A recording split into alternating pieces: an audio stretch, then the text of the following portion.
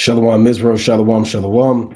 Brother Nakwam, Watchman for Israel, coming back at you with these precepts and another Monday Night Fire, giving, of course, all honor and glory to Yahweh, Bahashima Mashiach, Wamalak Abishai. Double honors to the elect elders of the house of David that's been in this truth for decades, just like decades and decades, patiently waiting and laboring for the second coming of our Lord Yahushua. A hearty, mighty Shalom to all of the mighty men of the Most High God who are out there in the highways and byways, pushing this truth, magnifying the ministry, presenting their bodies as a living sacrifice, and enduring all things for the elect's sake. Shalom, shalom. Shalom to all of the men that may not be out there on the highways and byways as of yet, but they're working on it. They're getting built up in the spirit. They're praying, they're fasting, they're studying, they're being diligent, and they're abounding in the work of the Lord. Shalom to those men. Shalom to all of the Aquath out there, the sincere sisters out there that are zealous, diligent, and on fire, and moving in the spirit of our righteous foremothers. Shalom to the ancient men. Shalom to the children. Shalom to the elect of Israel scattered abroad throughout the four corners of the earth. And shalom to everybody tuning in live with another Monday Night Fire.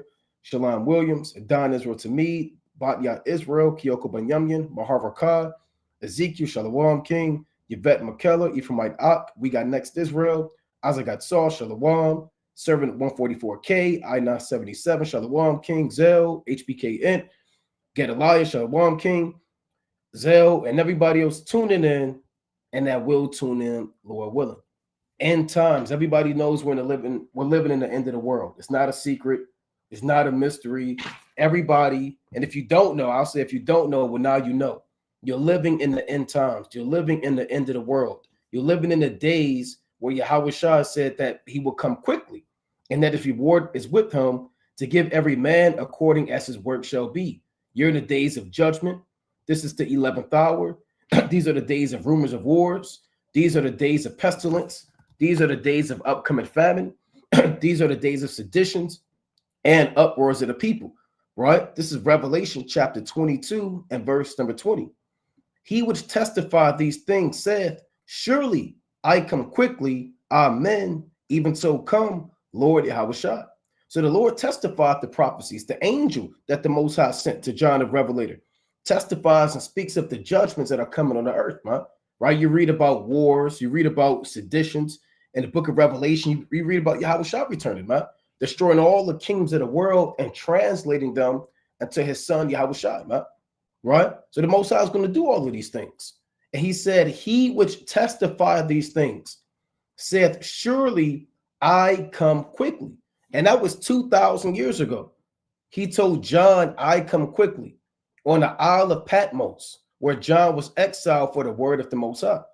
If he told John that he would come quickly in those 7 churches to whom the letters were sent at that time, how much more in these days, right? How much more in these days that we're currently living in, right? So this lets you know and puts things into perspective. You know, the last days, let's go to the book of Hebrews. You read about the last days starting with the time of Yahushua's departure and Yahushua's ministry, right? This is the book of Hebrews chapter 11. It's like your 1 and 1, Hebrews 1 and 1. God, who at sundry times and in diverse manners spake in time past unto the fathers by the prophets. Yeah, the Lord at different times, he would send Jeremiah out there. He sent Ezekiel, and Ezekiel would do different signs, and Ezekiel would shut his mouth, or he'll remove stuff out of his house. He'll tie his mitre around his head when his wife died as a sign that judgment was coming. These are the different ways that the Lord spoke unto our people. He had Isaiah walk barefoot, man, and naked for 3 years, man, and some time, as a sign and as a wonder, man. The Lord told Ezekiel, lay on your side, right? And you're going to eat your defiled bread amongst the Gentiles. He told eat your drink your water in measure, man. Eat your bread by weight as a sign of the upcoming famine. That's what the Hebrews 1 and 1 is talking about. It's speaking about how the Most High sent prophets and the different signs that they would do, right? And at different times throughout the different captivities, right? Verse number 2, hath in these last days spoken unto us by his Son, whom he hath appointed heir of all things, by whom also he made the worlds. So you see the point, it says, hath in these last days spoken unto us by his Son. And that was during the time of the apostles, the apostle Paul and men that came after him, right? Timothy and Titus and Silvanus and Silas and all these different men, man. That was the last days then.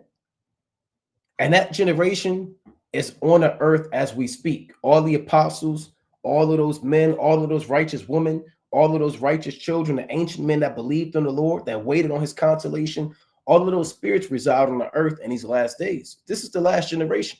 There won't be another generation after this. And this time, and this man's time, right? The next big generation is going to come in the kingdom, huh? But these are the last days, man. Right? This is it. This is the last go around, how they say, man. This is fourth quarter. So we want to ensure, going into the name of the lesson, that the men of the Most High, you have your houses in order. And if you're a woman watching this and you're married, you make sure that you follow the lead of your husband and his righteousness. And if you're a sister and you may not be married, you follow Yahweh Ba'Shem Yahushai and the examples and the precepts that the Most High has set up for you to maintain your righteousness and your integrity in the days to come. Huh? Right? Let's get another quick precept. Let's go to 2nd Ezra, chapter 14. Right? First, let me get Hebrews 10. Right? It's a reason why we're going into this, man. Right? Hebrews chapter 10. And I want to go to verse number 24. So you're in the last days. Put into perspective, man. You don't have time to be playing around, man. There's no time to be into folly, into drama, gossip, and your house is in order, man, out of order. You have people worried about what happened to this brother. Did you hear what happened to this sister? You heard the latest scandal over here. You heard what happened in that camp. Well, brother, what's going on with you, brother, in your household, man? Well, I don't want to talk about that. I want to talk about what this brother did with this sister, and oh, you heard what she did, and she talking to him. Brother, you need to examine yourself, man. You can't be caught up in everybody else's personal life and endeavors when your whole life is falling apart. Your life is ripping apart at the seams, man. So this is a provoking, as we're about to read. Hebrews chapter 10 and 24.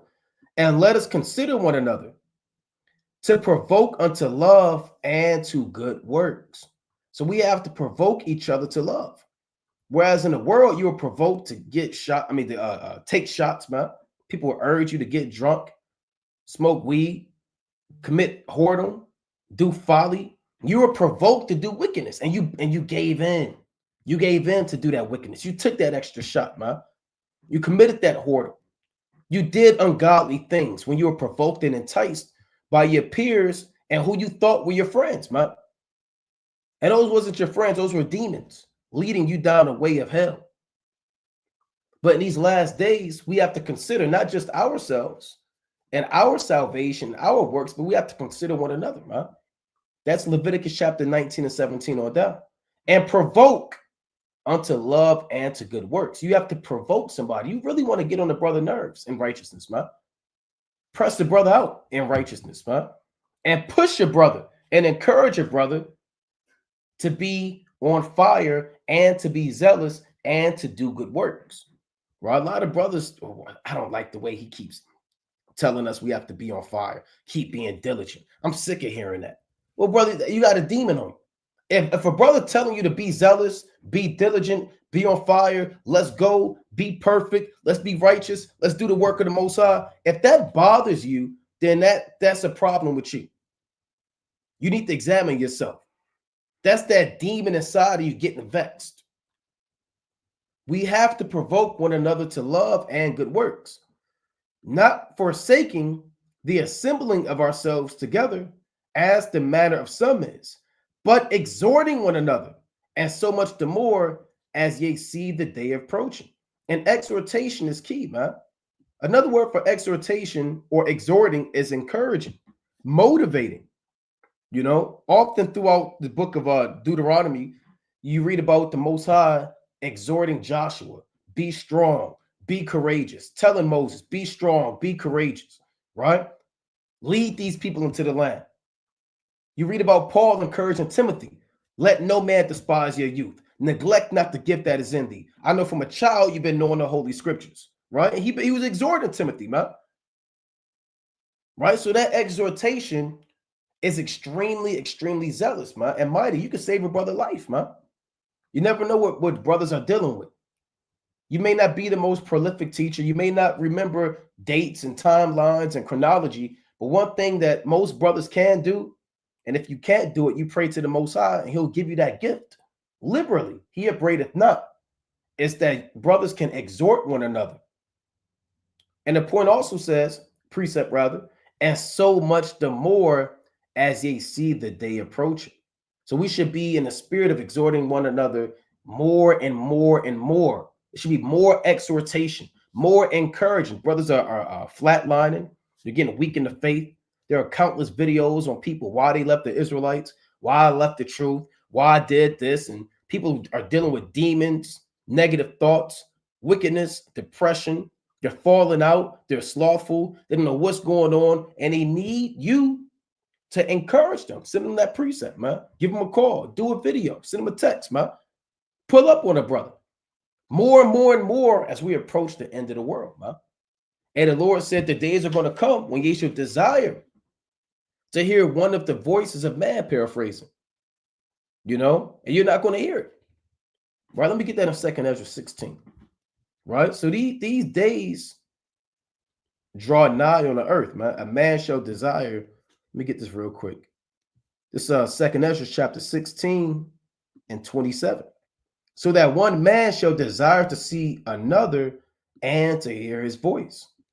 So when all hell break loose, martial law, Jacob's trouble, World War III, seditions, FEMA camps, the guillotines, the beheading, the massive persecution, where streets are destitute due to wars and dead bodies and famine. The Lord said one of the major prophecies is so that man shall desire to see one another and to hear his voice. And nobody's ever been isolated and they never had anybody just completely void of them, man. You always got somebody around you, man. You always, at least, even if you don't want to be around somebody, you're around somebody. You got to go to work. You got to see people, hear their voices. You got maybe neighbors, you hear their voice. You got loud people. You may have an apartment complex, people upstairs, they loud, and you're always hearing the voices of men. But the Most High said that you're not going to hear those voices, man. The voice of your brother, the voice of the precepts. So take advantage of the brotherhood while you can, and the exhortation while you can, and so much the more as you see the day approaching, man. Right? Let's go to 2 Ezra chapter 14 and verse number 13. It reads, now therefore set thine house in order and reprove thy people. Comfort such of them as be in trouble, and now renounce corruption. So as we know that we're in the end of the world, one of the things the Most High told us to do is to set our houses in order. What does it mean to set your house in order? Does that mean you move your furniture around? I don't like the way that the sofa's leaning up against the wall, and I don't like that the way the TV's not hung up on the wall. Let me kind of get that in order.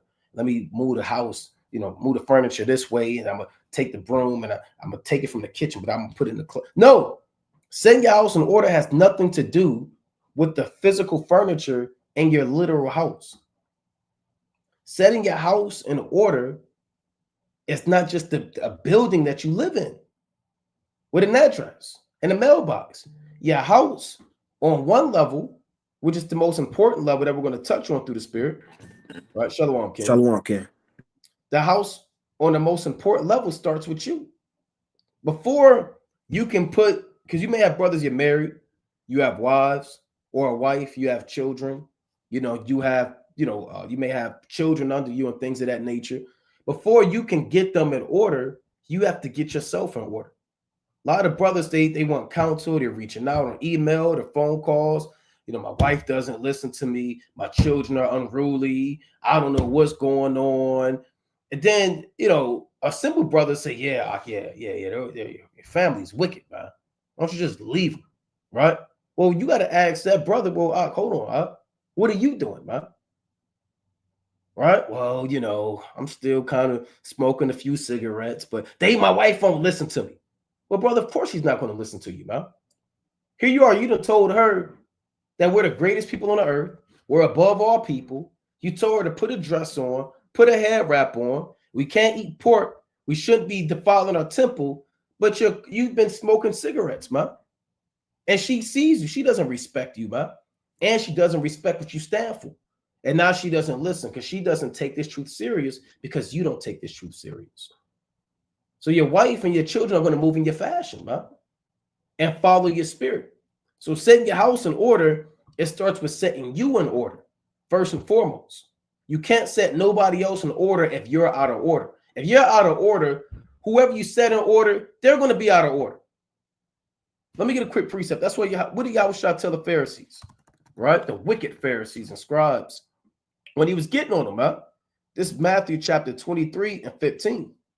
Woe unto you, scribes and Pharisees, hypocrites, for ye compass sea and land to make one proselyte, and when he is made, ye make him twofold more the child of hell than yourselves.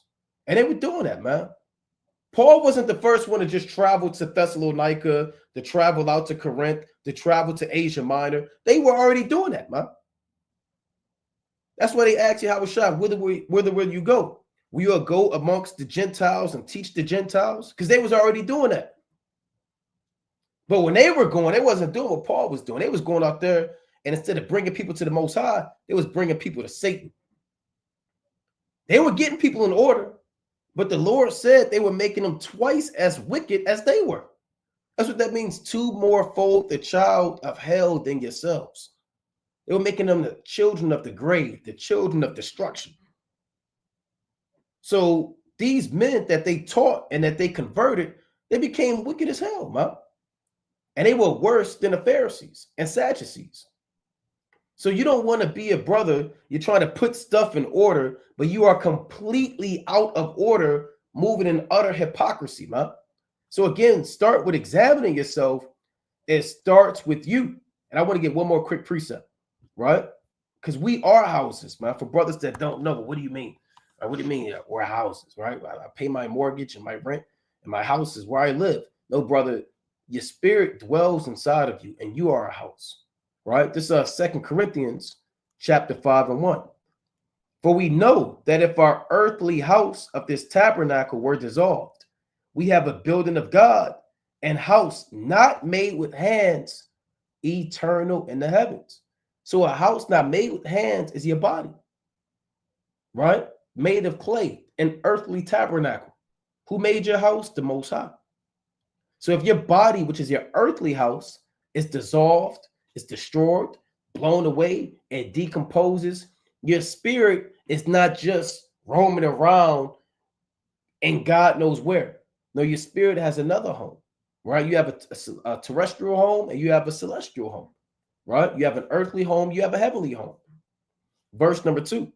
For in this we groan, earnestly desiring to be clothed upon with our house, which is from heaven. So you have a spiritual body, that's the house that's from heaven. And you have an earthly body, that's the body you have now, that's full of pain and sorrow and sin.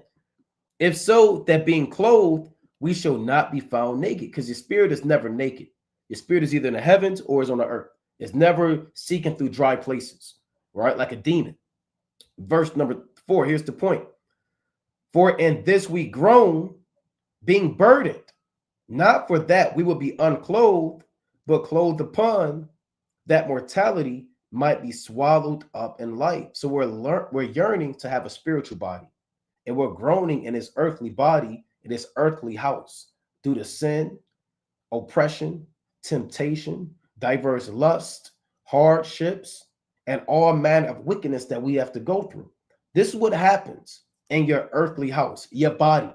So you are a house, and getting your house in order doesn't start with your woman, doesn't start with your children, doesn't start with what this brother did in this camp, doesn't start with this elder did over here, doesn't start what happened to this brother in Seattle. That has nothing to do with you.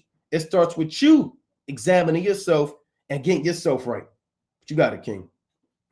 Khan, that's right. Shalom, Israel. And that comes with examination. Or we can get Romans chapter 2 and verse 1. That comes with heavy examination. That's one of the most important things you can do. Like David said, paraphrasing greatly in Psalms 51, that thou may be clearest when thou judgest. When you have to be washed, cleansed, you understand, and repent, so you can have a clear mind. A lot of brothers, when you amped up with rage, you mad, you upset, right? I mean, you don't have a clear mind. So your judgment isn't all right. It's predicated off of emotions and the feelings that are running through you and the spirits that are overtaking your mind and moving you. Right? This is the book of Romans, chapter 2 and verse 1. Therefore, thou art inexcusable, O man, whosoever thou art that judgest, for whatsoever thou judgest another, thou condemnest thyself, for thou that judgest doest the same things. And you can't set your house in order, set your children in order to read, and you not reading, man. You can't tell your children to be on fire for the Lord. They have no example to look up to, man. You can't set order in your house with your wife reading, your wife praying, and you're not reading, you're not praying, right? You're inexcusable. That's actually a sin. It's hypocrisy. It's loving. It's straight up vanity. It's straight up madness to think that somebody's going to listen to the charge of a slothful man. It says, but we are sure that the judgment of Yahweh is according to truth against them which commit such things. So there's a judgment, man. There's a judgment for that wicked spirit of leading somebody down a way that you're not going, putting yokes upon them, making it burdensome. That's off, right? You can get Sirach chapter 27, and let's start at verse 25, right? That's not a righteous spirit. It's the book of Sirach, chapter 27, right? Verse 25. It says, whoso casteth a stone on high, casteth it at his own head. What does it mean you cast a stone on high, man? See, any judgment you make in your household or decision that you choose to go with, if it's not an upright, righteous decision, you don't have a good motive behind it, you're really destroying yourself with it, man. Here you are, you're telling your wife to do something out of rage. You're telling your children to go here, or you're moving the chessboard as a king as you should, but you're really falling on your own sword. It says, and a deceitful stroke shall make wounds. Whoso diggeth a pit shall fall therein. How do you dig a pit? By your own devices. Who's the one digging it? You are. Every single time you're slothful, right? You have hypocrisy, loving, right? Any type of demon and spirit you choose to move in, you're taking now dirt out of this pit so that you can essentially fall in by your own devices. And he that setteth a trap shall be taken therein. It's the point. He that worketh mischief, it shall fall upon him, and he shall not know whence it cometh. And he's not going to know why your tires, all four of your tires got flat out of nowhere, man. You're not going to know why your children ran away. You're not going to know why your house is in shambles and all hell was breaking loose. You're not going to know whence it cometh. Why? Because you was digging a pit that whole time. You were casting stones this whole time. You were blind to the fact that it was your devices and the spirit you moved in that had these things to come upon you. But a wise man is going to stand without, he's going to watch, examine, and then he's going to make a wise decision on the matter. And your house not always going to be the way you want it to be, but it's how you move in those situations. That's everything. Brothers got it. And how you move, man, you can save your whole house or you can destroy your whole house, man. I'm gonna stay in this chapter real quick. I want to get verse 3 real quick. Right? This Sirach 27 and 3. Right? It reads, unless a man hold himself diligently in the fear of the Lord, his house shall soon be overthrown. Right? So you have to hold yourself in the fear of the Lord, but not just anyway. Right? It has to be in a diligent fashion. Right? You have to what is the definition of diligence? To complete a task with painstaking efforts, man. Right? To be consistent. That's another synonym for being diligent, man. Right? So to have that type of spirit is what allows your house to be sustained, like any house, man. If you're diligently checking on the cracks, the breaches in your house, you cleaning the gutters out, right? You redid the roof, you fixed that hinge on the door, you put that screen up on the window, you fix that pipe so the water don't, but you're constantly examining the things in your house, man. Your house will never be overthrown because you're maintaining the estate of your house through examination. You're setting schedules, even if you don't know how to do something, and you call the guy to fix the AC, man, and you got that part for your car, you examined the sound of that car that you was driving, and you noticed that, you know, your rotors was messed up, and then you have to fix this, and you're constantly looking at that stuff, man. You got some people that drive a car and they damn whole dashboard is lit up with all these strange lights, and they don't know what it means. They bought to be on E. They don't know what this light mean, what that light mean. It's smoke coming from the car, and they just driving, listening to the damn I don't know what people listen to nowadays. Nigga music, man. You know, they're just listening to folly. The damn car is smoking. They roll the window up because they don't want the smoke to get in the car instead of examining the matter. Right? Their car is shaking every time they press on the brakes, but they don't want to figure out what's going on. So yeah, your car gonna get overthrown, man. And that's on you. You can't blame the guy that sold it to you. And people do that, man. He sold me this cheap car. No, brother, the car was cool, man. It's called maintenance.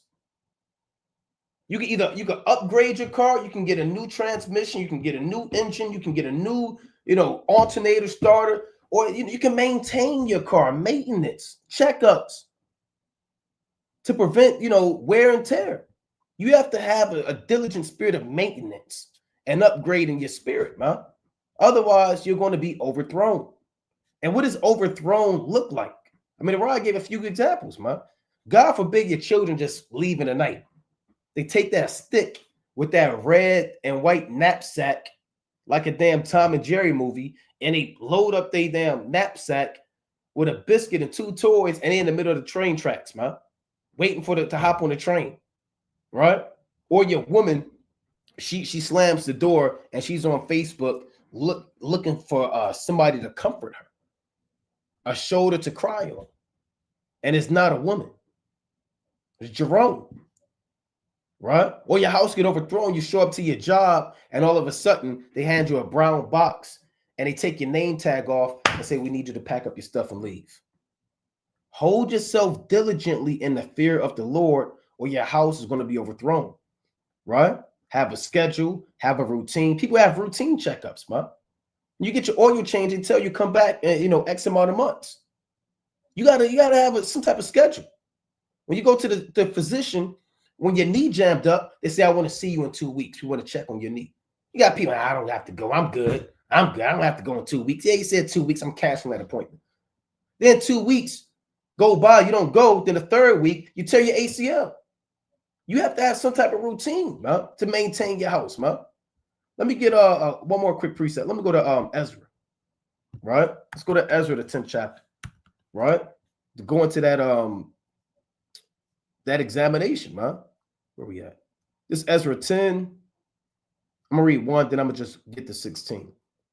Now, when Ezra had prayed, and when he had confessed, weeping and casting himself down before the house of God, there assembled unto him out of Israel a very great congregation of men and women and children, for the people wept very sore. Why were they weeping? Because Ezra called them out that all of the men, chief men predominantly, they were marrying wives of the other nations, right? And they're trying to be reconciled back to the Most High, along with other sins that they were committed, right? So verse number 16. And the children of the captivity did so, and Ezra the priest. So they put away all their wives. That's what this means, they did so, right? And Ezra the priest, with certain chief of the fathers, after the house of their fathers, and all of them by their names were separated, and sat down in the 1st day of the 10th month to examine the matter, man. So you have to sit down and examine the matter at times, man. Sometimes you got to sit back and reflect. You can't examine your house and the state of your house if you're always occupied. The Lord said, wisdom cometh by opportunity of leisure. And he that hath little business shall become wise in Sirach the 38th chapter, I believe 24 on down. How can he get wisdom that occupieth the gold and whose talk is of bullocks? You have to sit down and examine the matter. When you take your car into the car shop, they're not hey, look, they let me see what's going on, right? They pop open your trunk. They're not working on 5 cars at the time when you're talking to them. They don't have blasting music on and they can't hear what you're saying. They're dialed in, especially them old mechanics, man. They got that toothpick in their mouth. They tap the damn car 2 times and say, oh, that's what it is. When you sit down, when you focus, like the Lord said, be still and know that I am the Most High. I will be exalted among the heathen. I will be exalted in the earth. And Psalms 46 and 10 on down.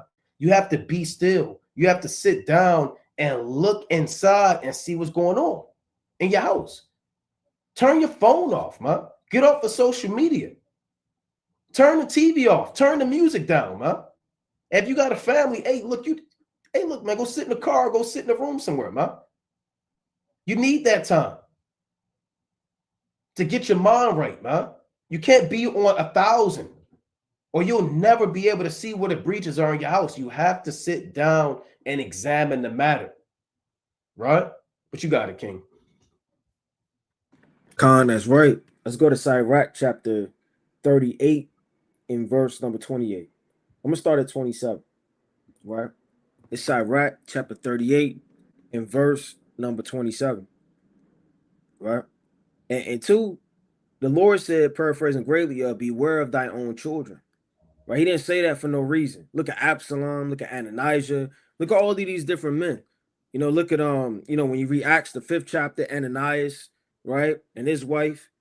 I mean, all of these things are written for our learning's sake. You have to examine these matters. There's the book of Sirach, chapter 38 and verse 27.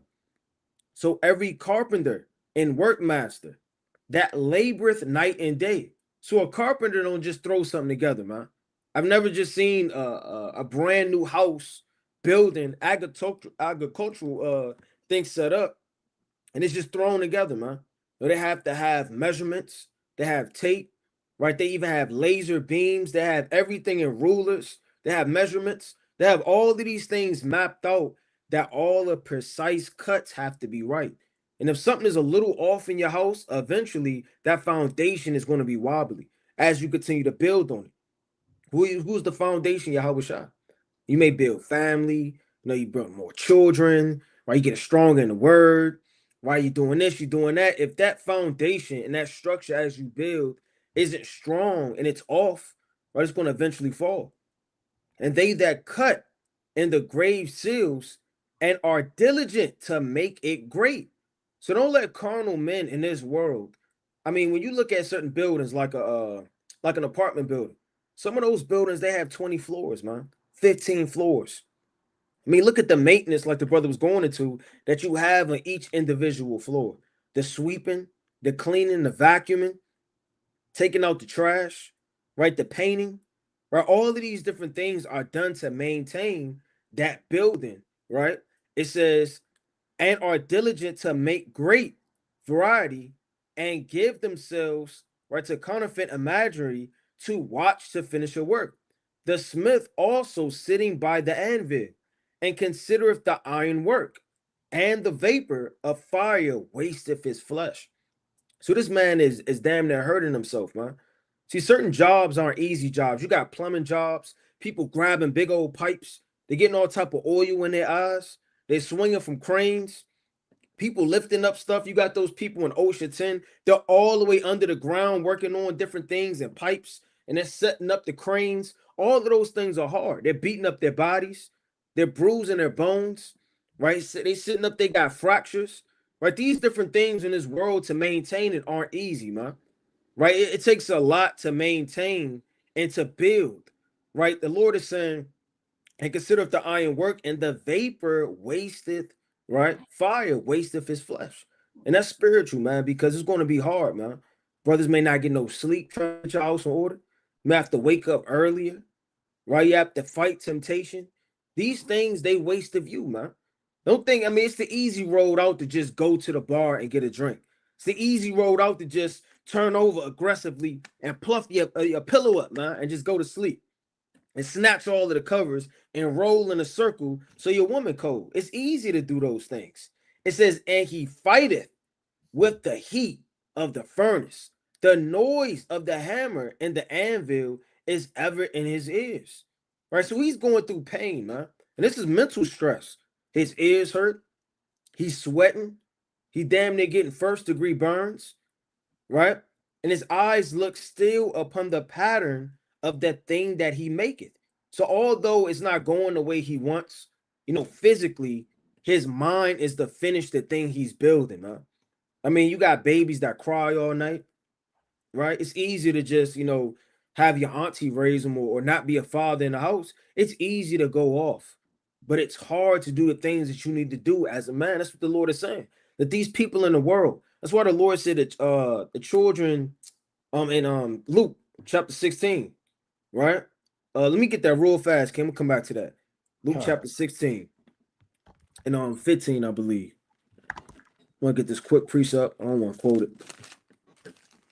Let me put this up. All right, let's start at verse. I want to start at this whole thing is fire. I'm start at 8. Right? And it said, the Lord commended the unjust steward because he had done wisely, for the children of this world are in their generations wiser than the children of light. So you got children, in the world that are wiser in certain situations than the children of light. God forbid that you know all of these precepts, have all of this wisdom, and don't apply the things that you need to maintain and help your house. That's why you got certain other people, not that you should do this, but they're seeking all type of damn, they're going to what they call it, therapy. They're doing this, they're doing that, they're going out of their wits in for the things that they want, man. They're taking out loans for the bank. They're doing whatever they could do to maintain the things that they have. But I mean, Jake easy to get a divorce, ready to get another wife. That's not the type of spirit and mind you need to be in, especially when your house is in shambles.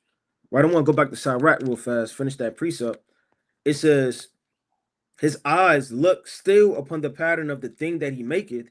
He setteth his mind to finish his work, and watcheth to polish it perfectly. Now, so not only is it finished and he watcheth, but not only is that, he's polishing it, man. You should make sure that your household, your children are well learned. You're teaching them. The wife is teaching the children. Everything should be ran like a well-oiled machine. Everything should be working properly. And it should be polished too. Brothers got it. Khan is right, man. Right? This is the spirit that brothers in these last days, man. Brothers have to be in a spirit of maintaining good works, man. Right? I want to get to some Second Chronicles 24, and I'm gonna read. I'll get straight to the point. I'm gonna read 12. Let me get straight to the point. This Second Chronicles 24 and 12.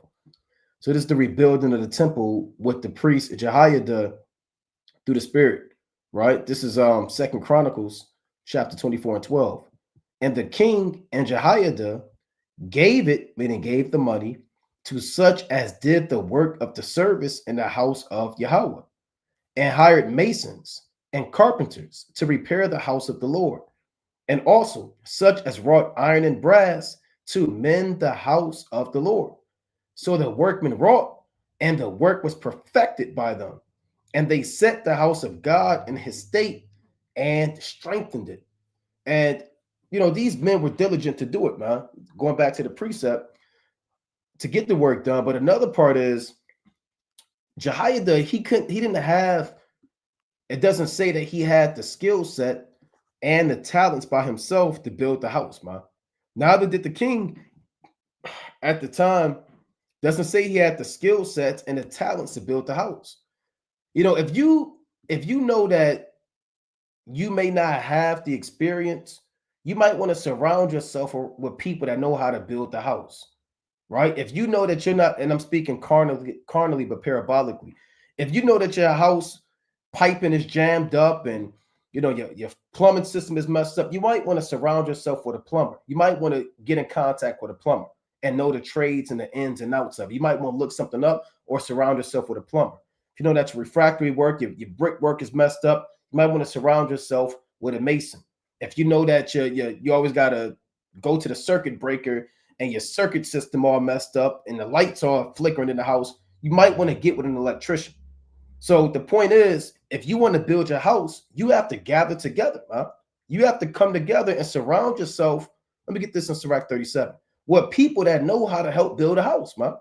And that's why it's important to have a congregation, man. Because brothers are spiritual stonemasons, spiritual carpenters, spiritual electricians, you know, and they can help you build your house, man. You know, you got brothers that have no idea the certain ramifications of their house, man. You don't know that damn crack in the wall, brother, or that crack in the ceiling, that's not a light matter, man. That thing is about to fall apart. But if you were surrounded yourself, or you had the desire to seek the information from people that dealt with building houses and, you know, woodwork and plumbing, then you could fix that. And not only would you fix it, you would know how detrimental that is to your house. So you want to surround yourself with brothers, and you sisters surround yourself and be taught from other sisters that can help you maintain your house and maintain the state of the house. So you don't look at minor things or major things and think that they're minor, or look at minor things in your house and think that they're major. Right? You may look at something on your damn door and say, oh my God, my door is about to fall apart. Brother, you just missing one screw. Just put one screw right there, tap it in, and you're good. Oh, I didn't know that. I was like, you was at your wit's end, brother. Because you don't know sometimes how to maintain your house. So you don't want to, you want to surround yourself, like I keep saying, through the spirit with brothers and sisters that know how to maintain your house and help you, you know, with these things, man. Right? This Ecclesiasticus chapter 37 and 12. And that's what Jehoiada did and the king did, right? They didn't say, well, you know what, I'm the king. I'm gonna just, that house probably would have been, the temple of the Most High wouldn't have been what it was if they didn't hire the men to do the job, right? Sirach 37 and 12. But be continually with a godly man, whom thou knowest to keep the commandments of the Lord, whose mind is according to thy mind, and will sorrow with thee if thou shalt miscarry. So as you maintain and work on building your house, keep in mind that there are people that are experts and certain components of building a house. There are expert electricians. They well into the six figures. You don't have to sit there, and everything's not a DIY. That's the thing now, DIY. You want to DIY the whole electric work in your house, you'd have damn electrocuted yourself, man. You didn't have the right equipment. You have no insulation. You didn't have the right tools on. You grabbing metal. You stuck a foot. I'm gonna just stick the screwdriver in the outlet, and brother, you're gonna jam your house up, brother. So it's good to get counsel. Look, you know what? I got this damn my damn outlet is smoking. Let me make a phone call, right? Call that brother who's good with that stuff, man. Call the actual electrician. And I'm speaking metaphorically, man. Be continually with a godly man whom you know to keep the commandments of the Lord. And they got reviews for that stuff, man. You can look online and see this guy.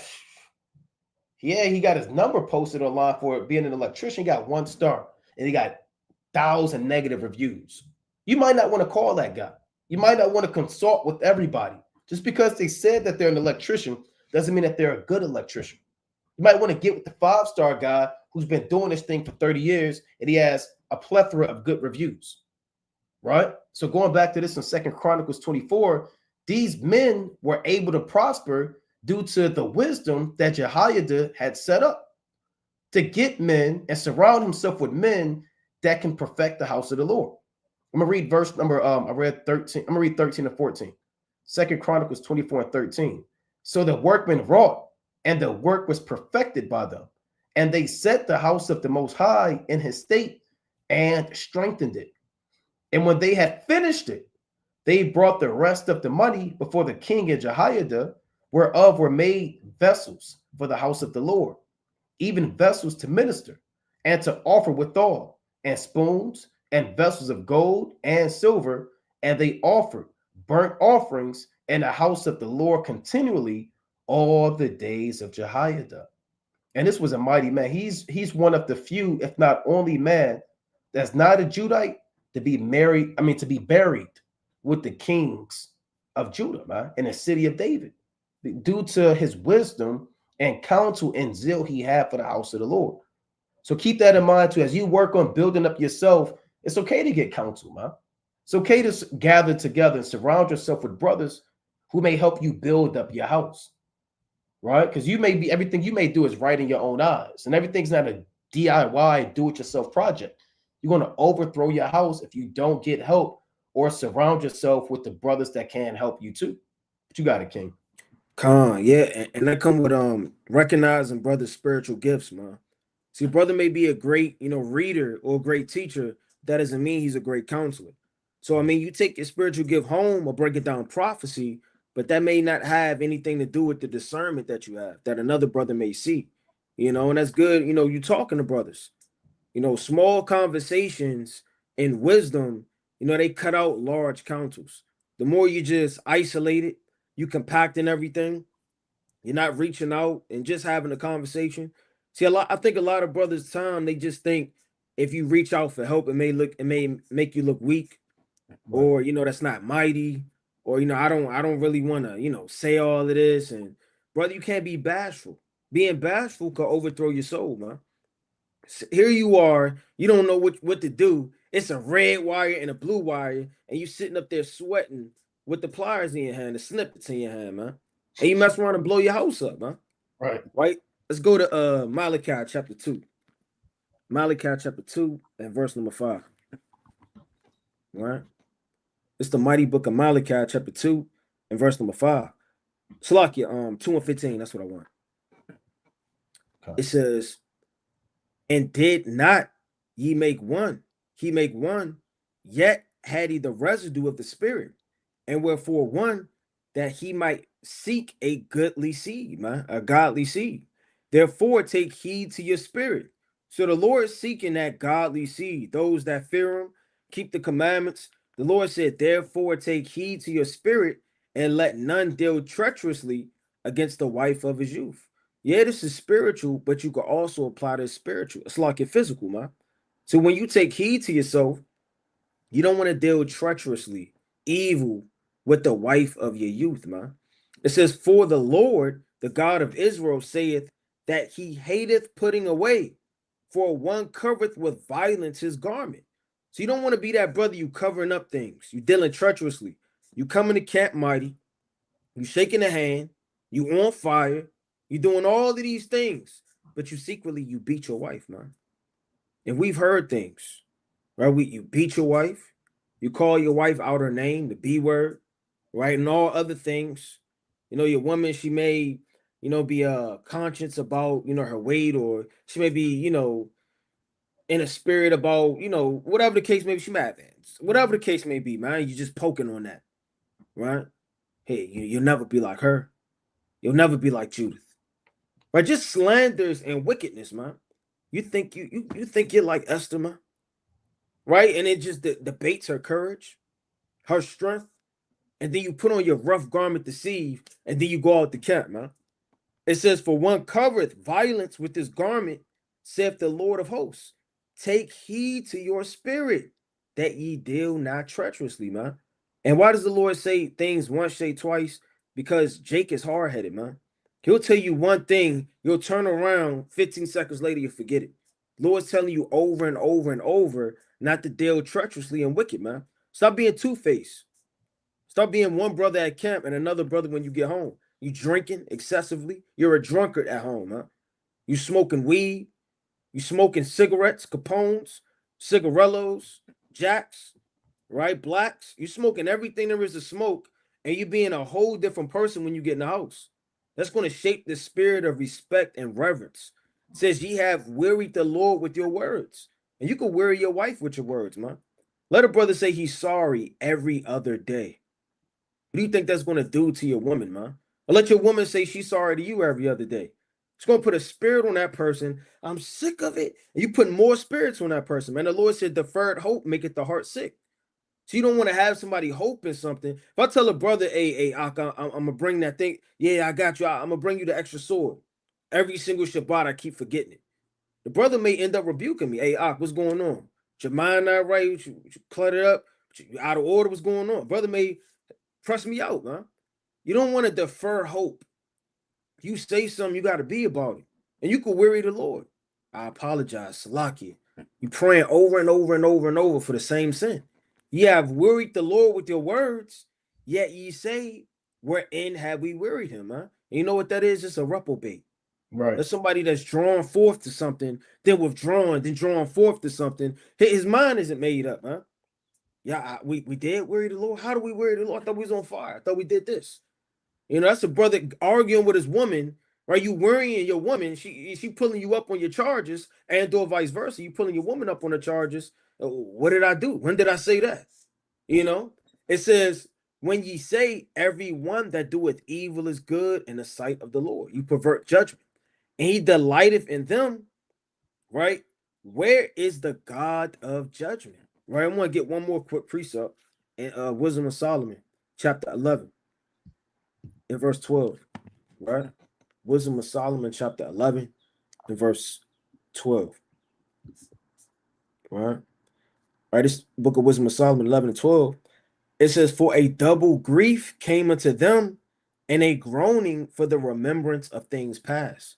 So again, deferred hope maketh the heart sick.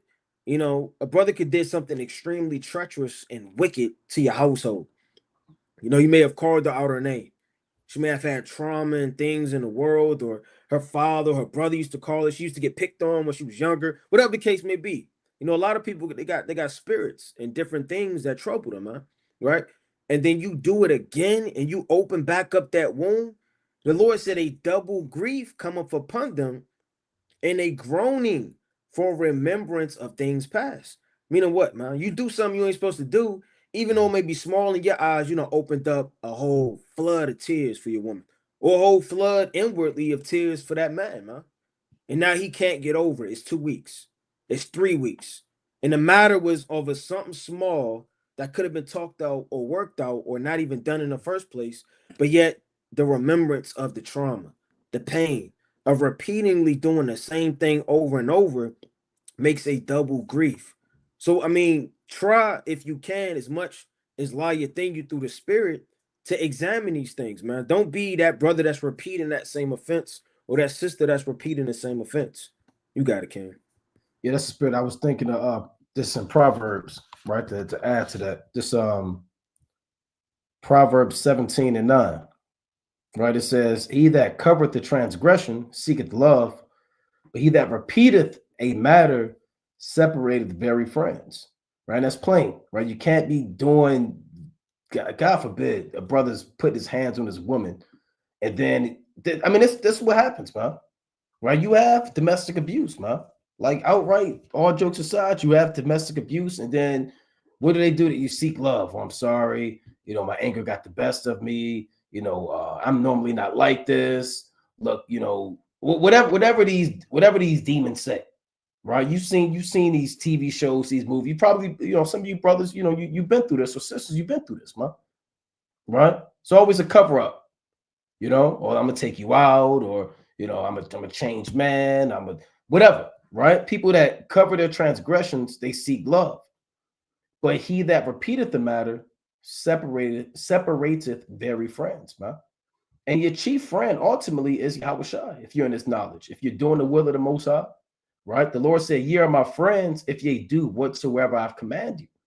So if you're constantly going against the grain, going against the precepts, the laws and the statutes and commandments, don't be surprised if Yahushua and the Spirit separate from you, man. Right? And you stop forgetting the scripture, or you start forgetting the scriptures, and you can't remember what this precept is, and you don't have a desire to read anymore. You don't have a desire to fast anymore. You don't have a desire to study anymore, because you're constantly doing the same cyclical wickedness over and over again, man. Right? And I want to go to this in Ephesians, the 5th chapter. Right? It's like I want Ephesians. Right? Let's go to Ephesians chapter 5. And it's very important, man. It's very important to go into these topics because, again, you could be the brother, you know, the whole book of Daniel, you know, 1 through 12, every precept, every revelation, every breakdown. But then you go home and you're a complete fool at the house, man. Your children don't know anything about the Lord. They don't know the name of the Most High. There's no spirit of righteousness. And before I get that, let me get this in real quick in Deuteronomy. I was talking to a brother about this earlier. Right? This Deuteronomy chapter 11 and verse number 18. It reads, therefore shall ye lay up these my words in your heart and in your soul, and bind them for a sign upon your hand, that they may be as frontlets between your eyes. So that the precepts, the laws and the statutes and the commandments, they have to be laid up in your mind, and you have to do them. That's what it means as frontlets between your eyes. It means your mind. Between your eyes is your mind. And you bind them upon your hand so they stick to you. You're constantly, repetitively doing the works of the Most High, and you're constantly thinking about it. Verse number 19. And ye shall teach them your children, speaking of them when thou sittest in thine house, and when thou walkest by the way, when thou liest down, and when thou risest up. And that's the law. It's not just, or the law say, put my fringes on, grow my beard out, don't eat pork, shrimp, crab, and lobster. No, this is a law. And it's just as important. And if you're not keeping these commandments, that would be a sin. If you're not teaching your children, you're going off. They don't know anything about the Most High, anything about Yahweh, right? They don't know why they're keeping the Sabbath. They don't even know what the Sabbath is. Here it is, your son is 14 years old. He kept the Passover, but he didn't even know. He thought it was just lamb night. It's a lamb night. Once a year, we always have lamb night. And I had to put on these clothes, right? And I had this stick in my hand. And it's spicy food. It's too spicy. What is this?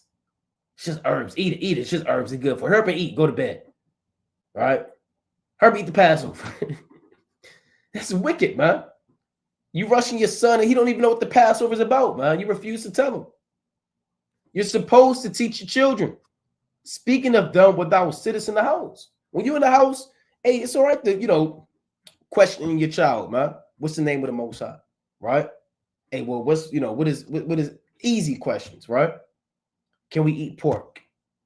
No. All right, good job. Whatever you want to do, man. Right? Can we, when's the Sabbath day? Right? Speak of the laws, man. Talk about the Most High. Talk to him about the chariots, man. Train up a child in the way that he should go. And when he is old, he will not depart from it. That's Proverbs 22:6. It says, and when thou walkest by the way. Some people ignore their child, man. They go from the damn video game to the bathroom, to the kitchen, to the bedroom. You walking past your child, you on your phone, they on a tablet, they do a nod, you do a nod, right? And y'all go about your day, man. When you walk by the way. And you see him when you see him. No, you're supposed to be talking about these precepts, man. Speaking about the word of the Most High. Maybe have some truth music playing in the house, man. Get the spirit of the Most High invoked in the house. When thou liest down, right? And when thou risest up, a lot of brothers just get in and crash and go to sleep and get up, go to work and do the same thing all over again. Your child is up all night on TikTok, man. Here it is. You got a damn 12-year-old, your 12-year-old daughter, and all you hear is she's on a speakerphone. All you hear is a deep voice in the room. What are you doing? Is he asleep yet? Right? Damn deep grown man. Well, she in there talking to a 35-year-old, man, but you don't know what's going on. You're completely out the spirit. When you lie down, when your children lie down, and you might want to read them a chapter, man. Talk to them about the Most High. And when you get up, man, family should be praying together, and thou shalt write them upon the doorpost of thine house and upon thy gates. And that's not literal. You don't go out there, okay, I need a pencil. No, it means the doorpost and your gates represent the entire proximity of your house. Your whole spirit of your house is holy. Like when the Most High told him in Exodus 19th chapter, he says that bounds upon a mountain, man. This whole mountain is holy. If they come up, they're going to get shot or thrust through. So your whole house is holy. When the minute somebody pull up to your driveway or pull up to the parking lot and they knowing they about to go in your house, they should expect that the spirit of the Most High is in there. They expect your house to be clean, to receive a stranger. They expect your woman to be in order, right? Your children to be in order. There's certain brothers you just know their house is in order when you go to their house, man. There's other brothers who put up to their house and you shaking the damn trash bag, man, to help clean up his damn mess. You put in all this hand sanitizer and you don't know what to expect. This is a commandment. The spirit of the Most High has to be in your house. And it's going to resonate. The Most High is going to honor that. And that spirit is going to rest on your wife. It's going to rest on your child or your children because you're leading by example. You know, put, like a brothers were saying, put a schedule together, man. You know, put something together. Make an effort, man. And we're going to pray at this time. All right, well, I'm going to do this at this time with the kids or your child. Or, my wife, I'm going to do this with her. Right? Have some set spirit of the Most High in your house, man. Right? Don't just have just you diligent and you on fire, and your child is talking to a grown man. Your son is on. That's what happens in the world. That's why these children, God forbid, they be getting molested. They be watching God knows what on TV. And damn, these young girls be watching all these wicked shows, man. The mother's on the phone with 3 different dudes and 3 different nights. The father's out freaking off. We be at the harbor, man. You see these children out here, man, and they parents be out there. So brothers have to reverse these curses through the spirit and set your house in order. But you got it, King. Con, that's right. That's sad for real. Yeah. It's off. Right. Let's go to the mighty book of Isaiah, chapter 39 and verse 1. Right. And this goes to show you, too, you want to get advice, but you don't want to open up your house to the wrong people, man. A lot of times, sisters, they cry out, but they crying out to somebody that they don't need to cry out to. Or a brother getting counsel for him, brother, he don't need to get counsel from him, man. This brother don't really love him. This brother's out to see you, cry your demise. He see all of the mightiness that you move in. He finally fell. All praises to the Most High. Finally got something on that brother, man. I knew he wasn't who I thought he was. You don't want to be around those type of spirits, and you got to examine those spirits too, man. You crying out as a sister, for the sake of venting. Vent, you got to watch that word vent, because a fool uttereth his mind. A fool uttereth his belly. You don't want to be a fool, right? You want to be wise in who you talk to. Lord said, have one counselor among 1,000. You don't need to hit the sisters group chat. All the sisters get in, man. Then they eating popcorn with you on speaker with their husbands, man, laughing at you. It's not a righteous, sincere spirit, man. You want people that actually want to help you and that are there for you. But that's up for you to discern through the spirit, man. It's the book of Isaiah, chapter 39, and verse number 1. And at that time, right, it says, Baladan, the son of Baladan, the king of Babylon, sent letters and a present to Hezekiah. And somebody could give you a present. What's a present spiritually? Nice conversation. They can give you a hug. They can show themselves to be friendly and kind, just like people do, man. Nobody's going to come like with a physical knife and stab you in the back with it, man. They're going to wait till you turn around, wait till you had a couple drinks, wait till you laugh and you in your jollity. Next thing you know, you get stabbed from behind. It says, for he had heard that he had been sick and was recovered.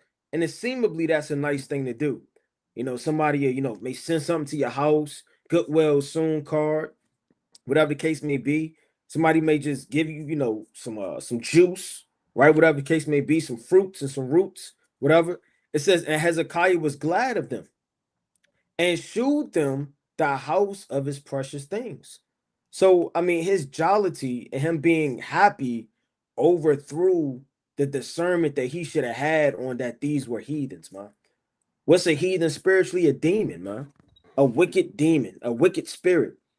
Just because you laugh with a brother, and you can laugh with people at work, does that mean that the brother I laugh with on lunch break is coming over my house while I burn frankincense and myrrh and I read and I keep heavily locked up from the front to the back and all my windows shut on a physical level, man, and spiritual level, to let this man with his spirits come in my house just because we laugh and we may joke from time to time, man?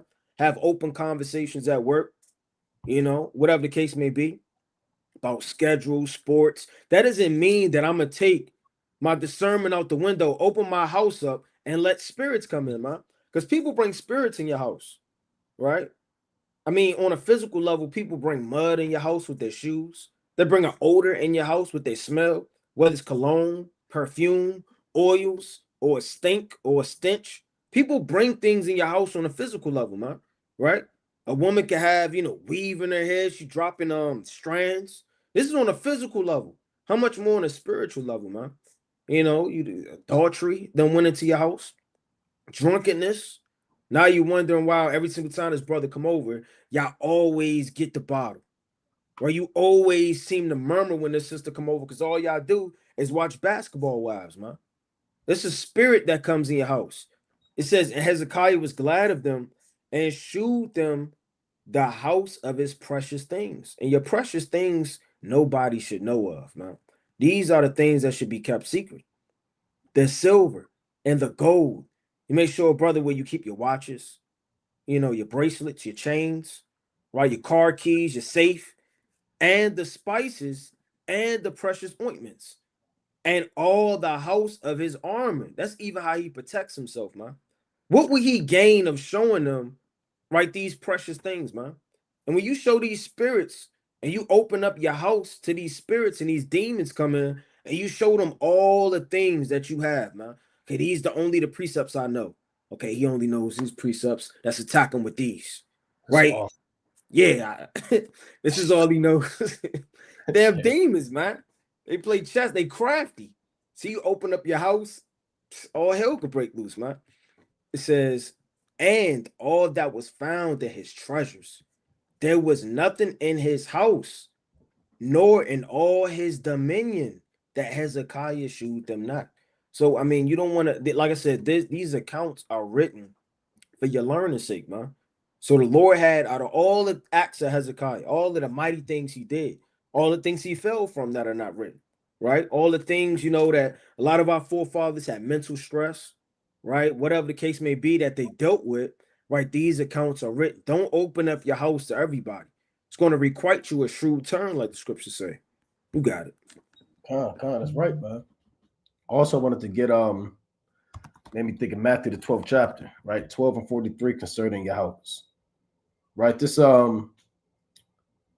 Ecclesiastes, actually Matthew, thinking of Ecclesiastes too, right? This Matthew 12 and 43. When the unclean spirit is going out of a man, he walketh through dry places, seeking rest, and findeth none. Right. So, you know, going back, our houses represent our bodies, and the unclean spirit represents the demon that has left you after you've repented and came into the knowledge of the Most High. Once that demon leaves you, doesn't evaporate, it doesn't scream and go to hell in eternal fire under the earth, right? That doesn't exist. He doesn't go up there in the third heaven and pouts. No, the Most High has sanctioned him to be on the earth. So he's going to go through dry places seeking rest and findeth none. So he's looking for another vessel to dwell in, right? Like a vagabond, like a squatter. Then he said, I will return into my house from whence I came out. And when he has come, he findeth it empty, swept, and garnished.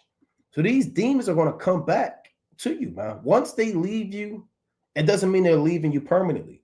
Even Yahushua in the wilderness, it says when he rebuked and resisted the spiritual demon Satan, it says Satan departed from him for a season.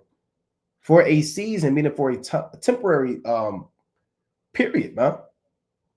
Right? So you may have battled lust or, you know, weed smoking, you know, breaking the Sabbath, a rage demon that overcomes you.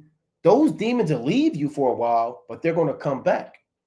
But when they come back, they can't find you empty, swept, and garnished, right? Meaning they came back and there was nobody home. There were no lights and you were completely vacant instead of being occupied, man. Even when you go to, you know, these amusement parks or you go to these public outdoor events, they have those porta potties and things and bathrooms. Hey, it says occupied on there. You know that somebody's in there. They got the green. See, the green or it's red. It's a vacant or occupied. If it's vacant, any demon's going in there. If it's occupied, can't nobody get in there. There's a sign, a physical sign that somebody knows not to enter into that house. And you have to have that on a spiritual level, man. Right? There should be a physical or spiritual sign or some type of mark that these demons know they can't come in your house because you're occupied by the spirit. Like when you read Luke the 15th chapter, you read about the let me get this about the prodigal son. It says in his house there was dancing and music and lights, man. This Luke 15 and 25. Right? Luke 15 and 25. Now his elder son was in the field, and as he came and drew nigh to the house, he heard music and dancing. And that's how it should be when these spirits come nigh to your house, to your body. They hear music, they hear dancing. A thief and a robber is going to be less likely to break into somebody's house if there's loud music playing and they see all these people to and fro. Is that they can't go in there, man? They know it's occupied, it's turned in the spirit, and that's how your houses have to be. When these spirits draw nigh to your house, man, they should see you zealous. They should see that you've been reading, you've been meditating, you've been rebuking spirits, you've been examining your house, man. You know, let's read on. And he called one of his servants and asked what these things meant. And he said unto him, thy brother is come, and thy father hath killed the fatted calf, because it hath received him safe and sound. Meaning this brother repented and came back to the Most High, right? And the Most High actually turned this music up, man. The Most High had this dancing going. He had the lights on in the house because the brother repented and came back home to the Most High. You know, so when you come into this knowledge, you have to make sure your house is not empty, swept, and garnished. These demons are looking at you, man. They're constantly looking at you, seeing where the breaches are, where the weak point is, like a mouse. A mouse is all, or a roach. They're always looking for that little crevice. That all they need is a little bit. A mouse could, I think they could damn squish their body or something like that. I'm not a zoologist or anything like that, but they could squish their body and they could creep into like holes this narrow. And that's all they need. And when mice breed, man, they don't breed like man. But they have like 30 mice, man. 30, let me see this. How many mice are in the litter or born at once? What they say? What they say 3 to 14 or 70, man. A female mouse can have anywhere between 3 to 14 babies, though most litters fall in 6 to 8 range. Since mice have babies as many as 10 times per year. Damn. This means a single mother can produce 70 offspring all by herself. That's in 1 year. Babies 10 times a year. Right? So all they need is a little bit to get in there. And over 1 year, you got 70 mice, then 140. Don't let these demons find your weaknesses, man. Strengthen those things, man. If you know that anger is something that you have a hard time dealing with, strengthen that. If you know you got this big hole in your front door, stop worrying about those crumbs in the kitchen, man. Fix that hole in your door. Look at where the most exposure lies at, man, and where the greatest opportunity is, and fix those things, man. Turn up the music, have a dance, going to turn up the light in your house so these demons can't find the damn wiggle room in. What you got it, King? Yeah, I was just looking it up. It said mice don't have rib cages, right? And they don't have collarbones. So, you know, look at it. Damn, look at that. Just squishing themselves. Right. Look at this. You know. Some people are saying they could fit through a damn half-inch hole, man. Yeah.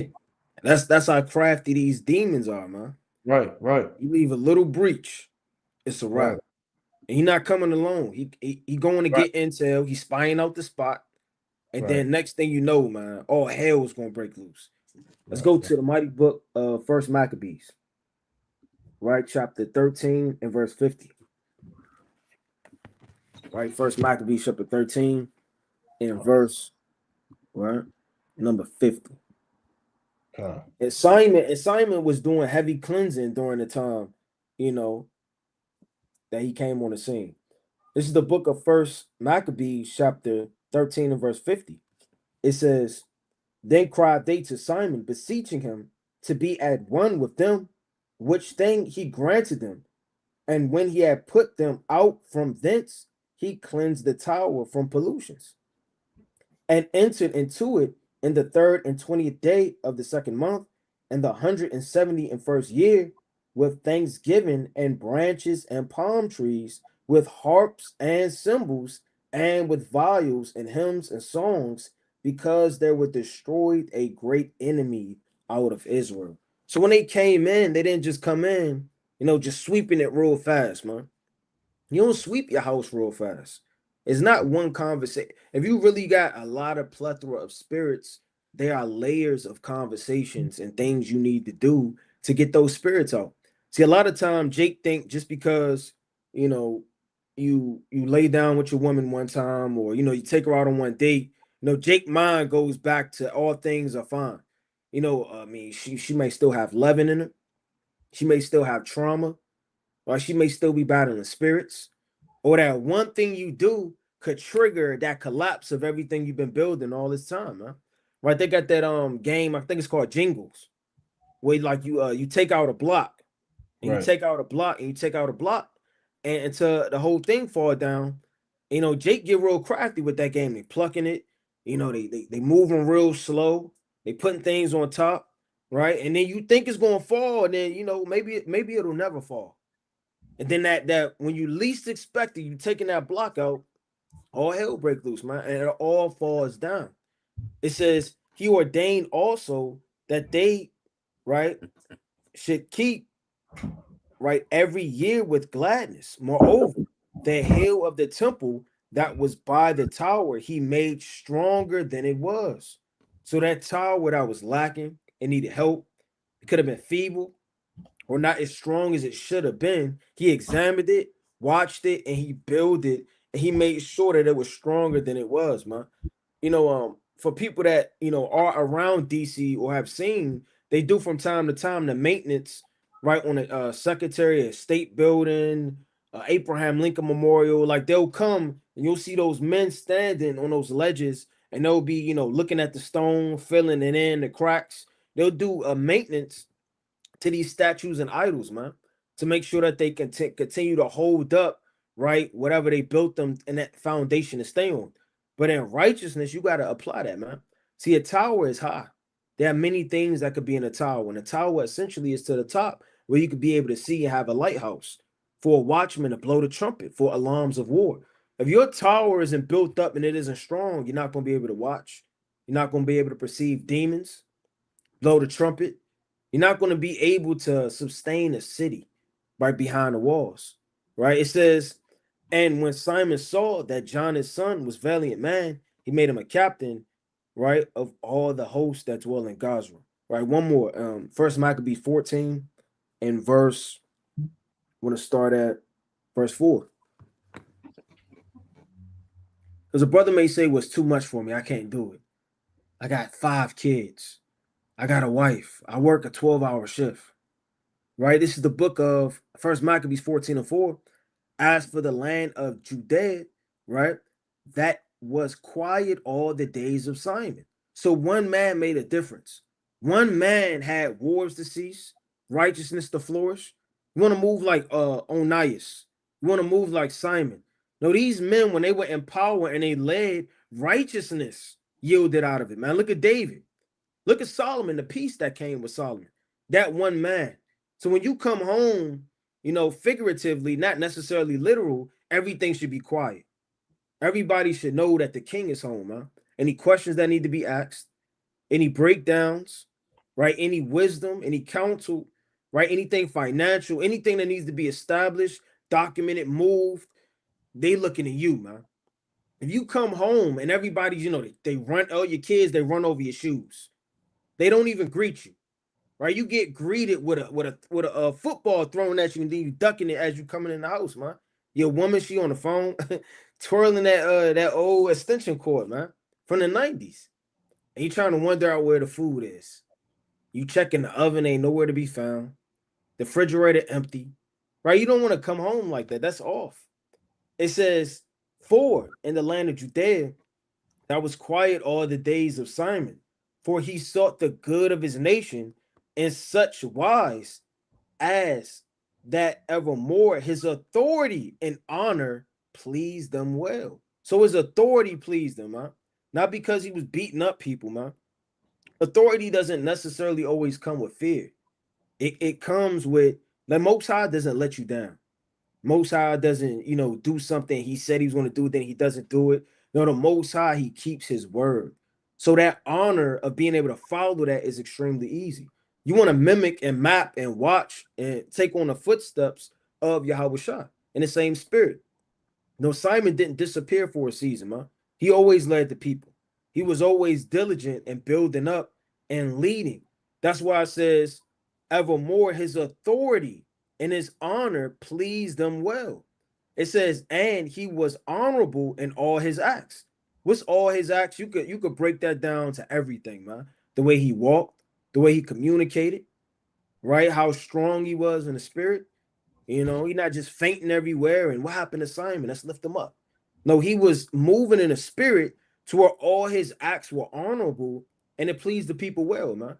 If you're king, like it says in Ecclesiastes, paraphrasing greatly, bless, where your king isn't the son of fools, right? He isn't going off, paraphrasing greatly. It's going to have the whole land go off. It's going to overthrow everybody, right? And they drink in due season.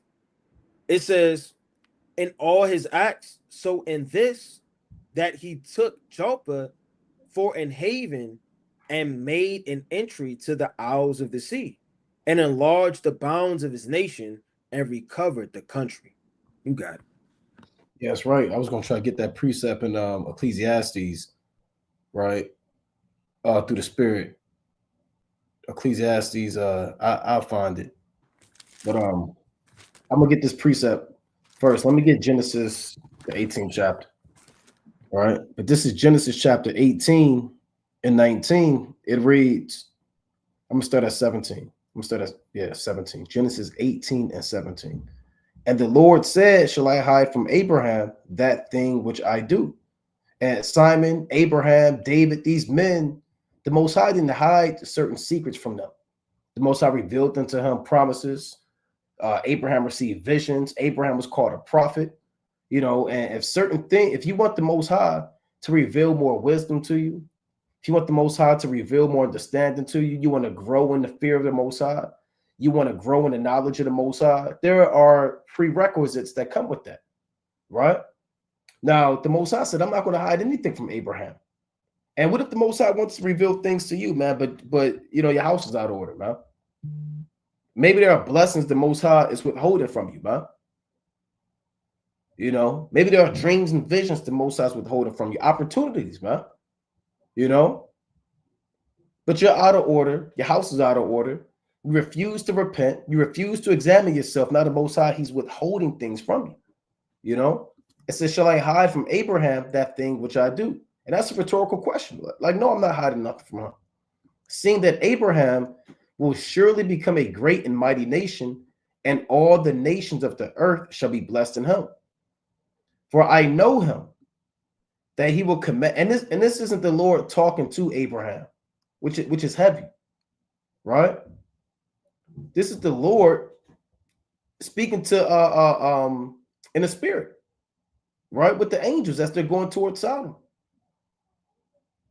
And you don't know what the Most High is saying about you, man. When you're not, when you're just on this earthly level, you want the Most High to be saying these things to you, like the Lord told Job or told Satan, hast thou considered my servant Job, that there is none like him in all the earth, one that feareth the Most High and escheweth evil, right? So you want the Most High to have pleasing words to say about you. Verse 19, for I know him, that he will command his children and his household after him, and they shall keep the way of the Lord to do justice and judgment, that the Lord may bring upon Abraham that which he hath spoken of him. And why does it say, for I know him, that he will command his children and his household after him? Because Abraham did it. He was doing it already. It's not as if the Most High was gambling on Abraham. Take a bet on him. I know he could do it. I know he might. No, he was already doing it. Read the 12th chapter when the Lord appeared unto him, man. Read the 13th chapter in the book of Genesis, man. Read the 14th chapter when he rescued Lot and he had his house in order, man. The 15th chapter, read all of these accounts, man. When Abraham, he was already walking before the Lord. And that's how the Most High said, I know him, that he's going to command his children and his household after him, because Abraham showed the Most High that he was able to do those things.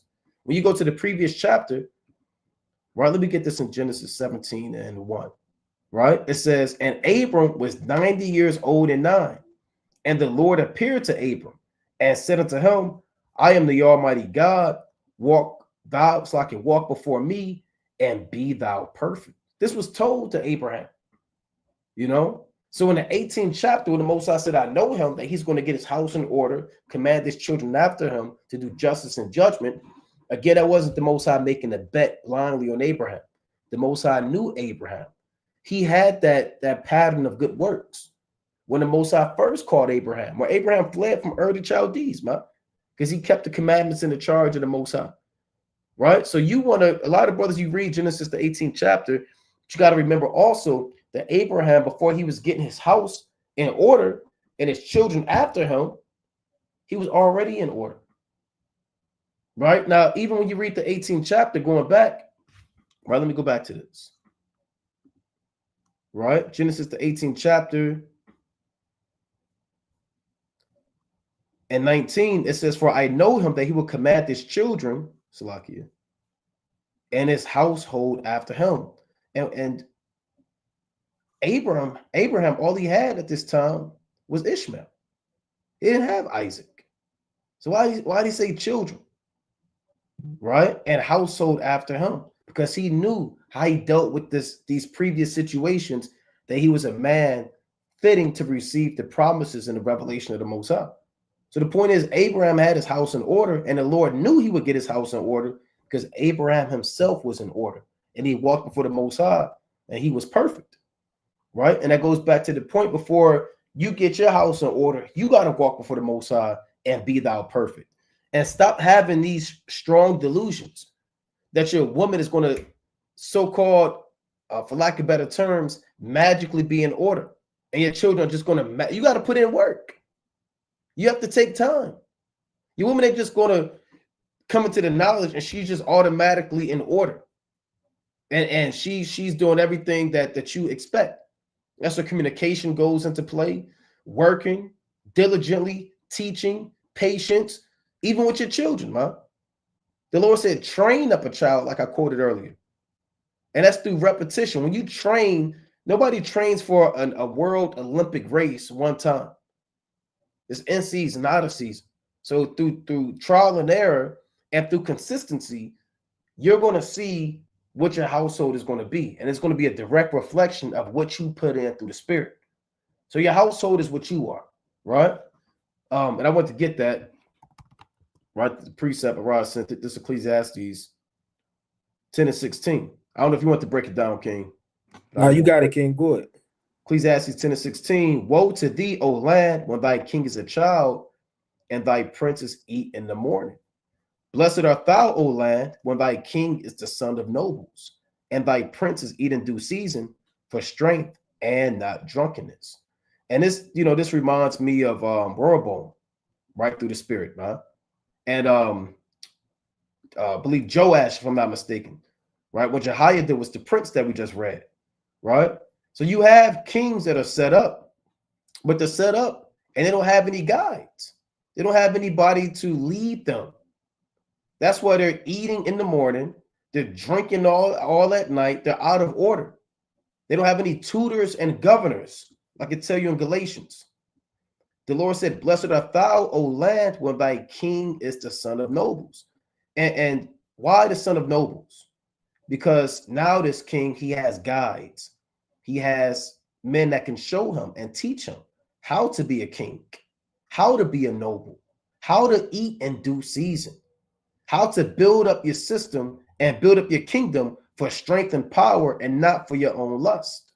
Just going back to being fathers, it's good to have these examples, man. It's good to watch these lessons.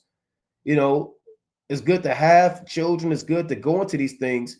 So you younger brothers or young brothers or brothers that are newly married or have children, you can know how to eat in due season for strength and not drunkenness. And you're not just doing God knows what. A king that's a child, I mean, he's going to power trip. He's self-willed. He's emotional. His judgments are off. When you're trained by the son of or by nobles, you have that experience, man. Right? You have that experience and you learn the ropes and you learn how to be a king, like Solomon learned from David, compared to how Rehoboam was completely going off. Right? So you want to take this time and go through these precepts and learn from our fathers how to get your house in order, man, and be the son of a noble. But you got a king.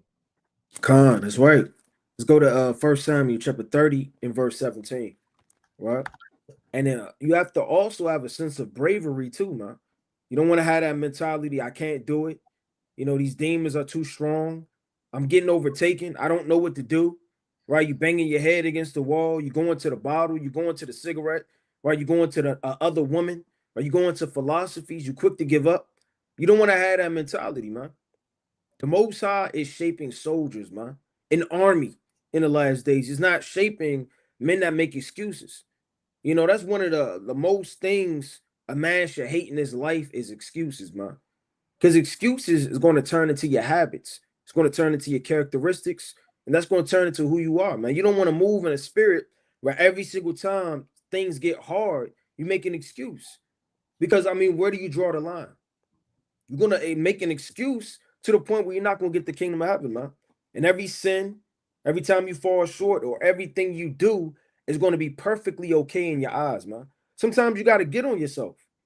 Sometimes you just got to man up and gird up your loins, man. Track through the mud. You got to get wet in the rain, man. Right? These things have to happen. Right? It's the book of 1 Samuel chapter 30 and 17. And David smote them, right? From the twilight even unto the evening of the next day, man. He was at war getting back his wives, man, all night long, man. That's spiritual. Meaning he didn't just try in war for 30 minutes. God gave you an argument. You're fighting back 30 minutes. I'm not giving you no more of my time. That's not a spirit you want to be in, man. Whether that conversation take an hour, 2 hours, a day, don't be a brother that's quick or a sister that's quick to give up, man. Right? People don't have long years of marriage, you know, just because they woke up on the right side of the bed, man. Right? And music was playing. And then the music and all that the frankincense emerges just got lit out of nowhere, and everybody's in a good mood, man. It's through trials, tribulations. I mean, you look at a lot of these marriages in the world, they've been married for 10 years and then they throw in the towel, man. 15 years, 20 years, and they throw in the towel because they got tired of fighting, man. See, a true warrior and soldier, that's why they were created, for war. You know, and us being the soldiers of Yahweh Shem Yahweh Shah, that's what we were created to do, man. See, Jacob wrestled with the angel to the breaking of the day. It says, and David smote them from the twilight even unto the evening of the next day, and there escaped not a man of them. That's spiritual, right? These nations, these Amalekites, they're demons, spirits. You can't leave a spirit in your house after you cleanse it and move it. You can't just say, okay, we want to talk in terms right now. Let's just worry about it tomorrow. Let's just forget about this, man. You know, let's just go out on a date. He didn't leave none of them, save 400 young men, which rode upon camels and fled. And David recovered all that the Amalekites had carried away.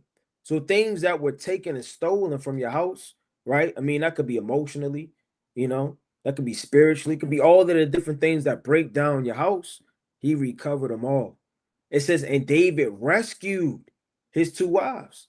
You know, sometimes, you know, your wife is going to be weaker than you, man. She's not always going to execute the strength that she has deep down within her, you know, because she's a weaker vessel. Sometimes you got to rescue your wife, man. You know, she's weeping, she's sorrowful, she's plagued in the mind. You know, she has anxiety, she's double-minded, she's all over the place. You need to rescue her. It says, and there was nothing lacking to them, neither small nor great, neither sons nor daughters, neither spoil nor anything that they have taken to them. David recovered all. That's the spirit you want to be in, man. Ain't nothing is going to be taken, utterly stolen, and given into the hand of the heathens, man. Let's go to the book real fast of 2 Timothy 2 and 26. That's making me think of this precept. 2 Timothy chapter 2, right? In verse 26, right? It says, and that they may recover themselves out of the snare of the devil. See, a snare is a trap. You know, you put a snare in a wilderness to catch a bear, or again, you understand, or some type of bird, or some type of game that you're hunting for. It says that they may recover themselves. It said themselves. So you can't always depend on that brother, man. Phone's going to die. Signals are going to go out. Brother may be occupied with his wife. Brother may be somewhere far out at work. He doesn't have a signal, right? Your phone may die. You have to have it deep down within yourself to recover yourself through the hand of the Most High. What did David do? How did David overtake Amalek, man, and all these different nations, man? He besought the Lord, right? He inquired of the Lord. When you read that chapter, it says, and that they may recover themselves out of the snare of the devil, who are taken captive by him at his will. So certain people, they're captives right now, man. They're a captive to anger. They're a captive to slander, right? They're a captive of hatred. Whatever spirit that's a stronghold, right? Don't look at it, real carnally, man. I just got anger problems. I got a little temper tantrum, man. That's just me, man.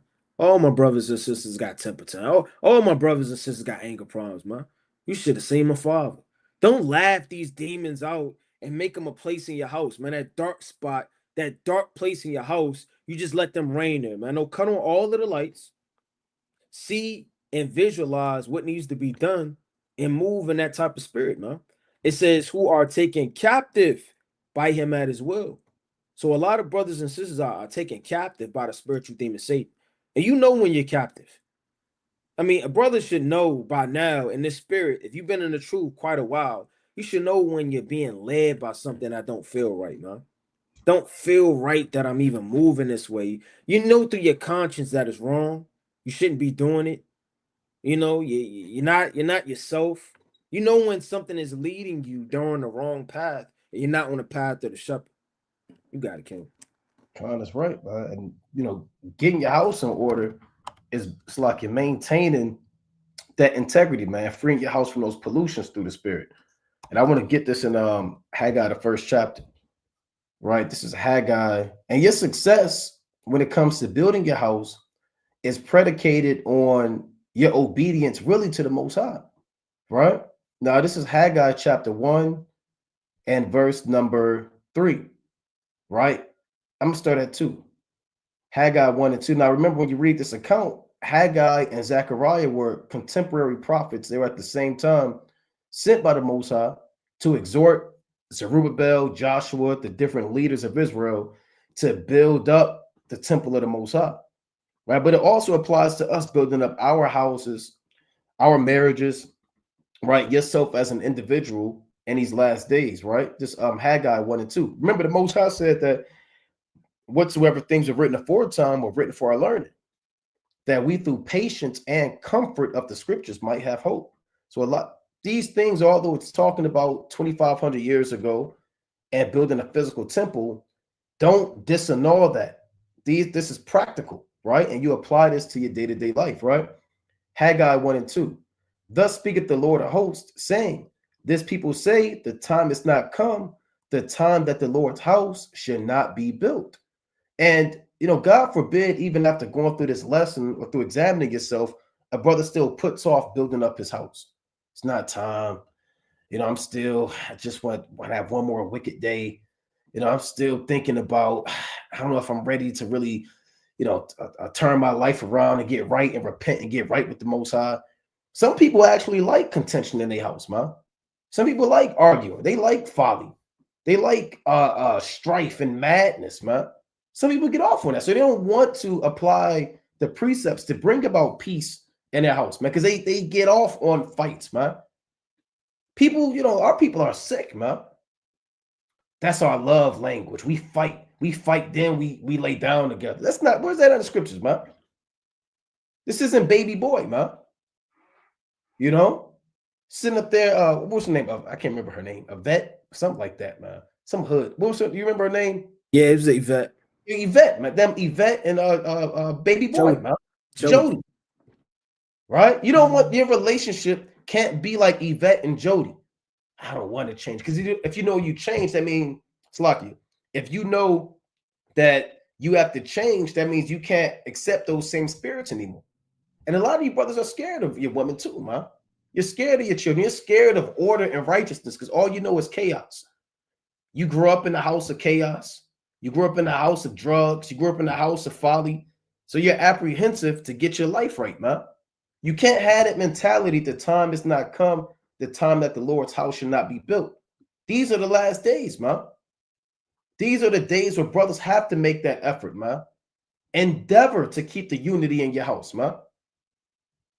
This is the time, right? The Lord, you may not have tomorrow. The Lord said, boast not about tomorrow, for thou knowest not what the day may bring forth in Proverbs, the 27th chapter, right? So today's the day, man, to execute. Today's the day to come up with a plan. You know what? Here's a schedule I'm going to put together. I'm going to pray to the Most High that the Lord give me wisdom for me to guide my house in order. And here's what I'm going to read to my children. Okay, me and my wife are going to read these chapters. Here, I'm still struggling with this anger demon. I'm going to get counsel from this brother. I'm going to get counsel from this elder. I'm going to reach out, whatever the case may be. Now's the time to get your house in order. Verse number 3. Then the word of the Lord came by Haggai the prophet saying, and the Israelites didn't want to build, not because they physically couldn't build, but they were discouraged. They had the numbers. They had the strength. They had the wisdom. They knew how to physically build the foundation, but they were discouraged due to what the enemy was doing and writing these letters, and it put a spirit on them, man. You got to shake that spirit off, man. Right? Verse number 3. Then came the word of the Lord by Haggai the prophet saying, is it time for you, O yea, to dwell in your sealed houses, and this house lie waste? Right? So they were living good, but they weren't doing the work of the Most High. Now, therefore, thus saith the Lord of hosts, consider your ways. These are the days to consider your ways, right? To think carefully upon how you're serving the Most High, right? Are you lukewarm? Are you going as hard as you can go? And there's always room for improvement. I was talking to a brother about that earlier. If you're not looking to improve or improving, then you're going backwards. And you can never say, I've reached my ceiling and things are perfect. There's always room to grow. There's always room to learn. There's always room to better your marriage. There's always a way to better your relationship with your children, to teach your children. There's always a way to better your spirit. There's always a way to improve. And there's always an opportunity. Nobody's in the kingdom yet. And I've never met any brother with a crown on their head yet. I've never met him. If you could show me a brother with a crown, not saying no, he got from Amazon, Yahushua put a crown on his head, show me that brother. Show me that man. If you can show me that man, hey, look, I will shut the live down now. Because I want to go figure something out. I got a few questions. But if you don't have a crown on your head, then you have the time to consider your ways. Right? Verse, I'm going to read 2 more. Actually 3 more. I mean, this whole thing is good, right? Obviously not going to read the whole thing, right? But this verse number 6. Ye have sown much and bring in little. Ye eat, but ye have not enough. Ye drink, but ye are not filled with drink. Ye clothe you, but there is none warm. And he that earneth wages to put it into a bag with holes. Thus saith Yahweh of hosts, consider your ways. So even on a carnal level, all of your enterprises and endeavors that you put your hand to, the Most High is not going to prosper it if you don't examine yourself and put the Most High first. A lot of brothers are wondering why they don't have success at their so-called job, or why they always find themselves in a situation, right? Rather your car always breaking down, or your woman is always out of order. You're always out of order. You always getting pulled over. Just all strange calamities are happening to you because you don't put the work of the Most High first. You're not putting this ministry first. You're not putting bettering yourself in the household first. You're putting your own devices first. You can't put your own devices first. You have to put the work of the Most High first. And even too, man, brothers sow even on a spiritual level. The sower soweth the word, right? And these are they by the wayside where the word is sown. So you might be a brother out there sowing, but you don't have any fruit. you know, because you don't put the Most High first. You don't put the ministry and examining yourself first. So even if you're out there sowing and planting seeds, you're not going to bear any fruit. Right? You eat, but you have not enough. Right? Spiritually, you're eating, you're learning, but you're not getting enough. You're not getting enough for the spirit because you don't put the Most High first. You're not trying to change and examine yourself.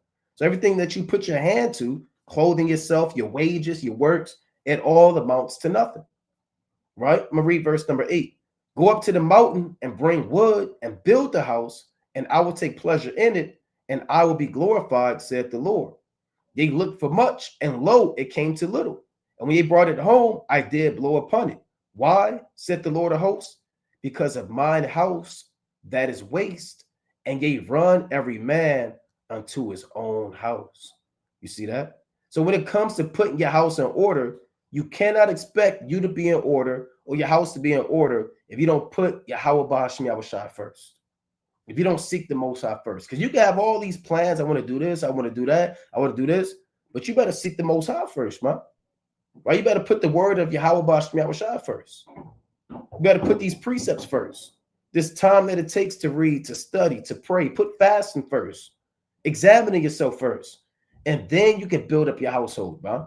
And build yourself up through the Spirit. Right? It reads, therefore, the heaven over you is stayed from dew, and the earth is stayed from her fruit. So the Lord is going to withhold the fruit of the land from you, your blessings from you, if you don't put the Most High first. Right? So in these last days, brothers have to consider their ways. Right? Consider your house. And like we were saying earlier, there's always something to improve in your house. Even on these TV shows, they got these what's that, HGTV, or these had a show back in the day called While You Were Out, Home Changes, whatever. You might think your house is perfect, and your family, they'll take you on a trip. You'll go to damn Arizona. You'll come back, and there'll be people, and they'll fix up your whole house and remodel it, man. You thought that your house was perfect, and these people went into your house, they considered it, and they upgraded your house, man. Right? So there's always room for improvement, man. And sometimes, too, one more point, brothers may see things about your house that you may not see. Brothers may see things about your house. That's why it's good, like I said earlier, to be around brothers, to get counsel, man. To confess your faults, to accept rebuke, to see these things so a brother can help you with the breaches in your house, to help you consider your ways, right? And ultimately, ask the Most High to consider your house, man. That's Psalms 26. Examine me, O Lord, right? Judge me, prove me. Ask the Most High to see your house, man. Because what you don't see, another brother might see, but what that brother ain't going to see, the Most High is going to see. And you can't fail, because the Most High eyes are 10,000 times brighter than the sun. But you got it, King. Khan, that's right. That's mighty points. I want to get 2 Chronicles 17 and 10. Right, 2 Chronicles chapter 17 and verse 10. Right, and it reads, it says, and the fear of the Lord fell upon all the kingdoms of the lands that were round about Judah, so that they made no war against Jehoshaphat. So, I mean, when Jehoshaphat reigned, like the Lord just said through the Spirit, he had everybody around him quiet. When your house is in order, you don't really have spirits and demons, right, breaking in your house like you would if you weren't in the Spirit. If you're not in the Spirit, you're liable to be tackled when you least expect it, man. Least expected, here comes a demon, a problem, a trouble. It's bills. See, bills is a problem, but you can approach it in the Spirit. Okay, we're being tempted. Okay, well, this is what we got to do. We got to remain faithful. We go to the precepts. These things should make you stronger. Or that bill could come out of nowhere. You still haven't paid it. What's going on? What are we going to do? Franticness, scared, fear, right? You make you down on your husband. Spirits could come about if you're not in the Spirit. And the Lord had everything rest round about when Jehoshaphat was king. Also, some of the Philistines brought Jehoshaphat presents and tribute silver, and Arabians brought him flocks, 700,000 and 700 rams, and 7,000, even 700 he goats. So his righteousness is bringing about peace amongst the nations, man. Right here you are getting raised at work. right? You sitting up there, you know how to move, wise as a serpent, harmless as a dove at work, right? Your neighbors are helping you with whatever the case may be. People around you and things are in order when you're in order. When you're out of order, here you are getting pulled in the office, man. Look, we got you on tape, man. 20-minute bathroom break. What were you doing in there? Right? You sitting up there like this. Right? You have no answers. You get written up. Right? Things start to befall you. All hell start to break loose, man. But when you want order and the spirit moving, everything round about you be quiet, man. That's Sirach chapter 7 and verse 1. There shall no evil happen unto him that feareth Yahweh. Paraphrasing greatly, man. It says, and Jehoshaphat waxed great exceedingly, and he built in Judah castles and cities of store. So he started to build round about. He added into his nation. He was on fire, man. And he had much business in the cities of Judah, and the men of war, mighty men of valor, were in Jerusalem. And these are the numbers, right? We don't have to necessarily read all of them, but he built it, he waxed great. And the whole point of this is him being in order, him keeping the commandments, him fearing the Most High, had his enemies at peace, had the nations bringing him presents, had him building up a mind of the city to continue to flourish, and he got the mighty men of order, man.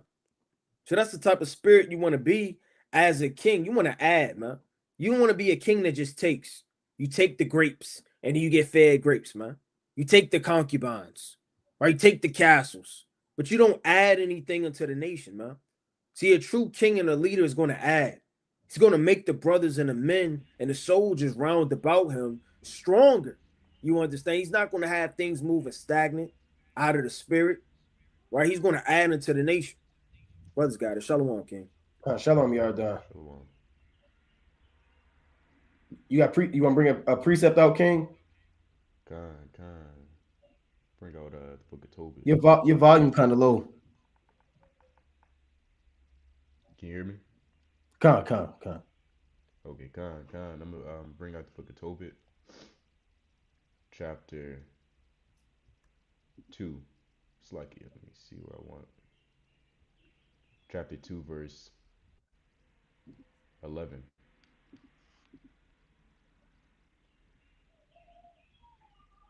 And my wife Anna did take woman's work to do, and when she had sent them home to the owners, they paid her wages and gave her also beside a kid. Right now, the context is Tobit is blind, and his wife took woman's work to do. And when it was in my, it's like when it was in mine house and began to cry, I said unto her, from whence is this kid? Is it not stolen? Render unto the owners. For it is not lawful to eat anything that is stolen. Now, the point that I bring that out is to say that although Tobit was, impaired, his sight was blind, it's like his sight was taken from him. He still remembered the commandments. He still remembered the precepts in his low estate.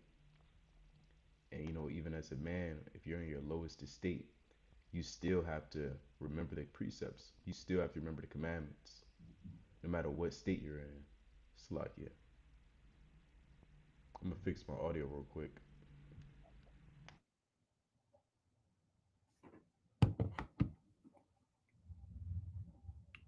Con. Yeah, Yardan, while you doing that, I want to get this quick precept real quick through the spirit, right? Let's go to the book of, I had this in Ecclesiastes, the 2nd chapter. Actually, Yardan, you got it real quick. I mean, Arai, you got it. Send this real quick before I get this. Con. Yeah, let me bring this out through the spirit. All right. Let's go to it in the book of Psalms. Get this quick precept. Right. It's the mighty book of Psalms, right? Chapter 78. And I want to start at verse number 4. Right.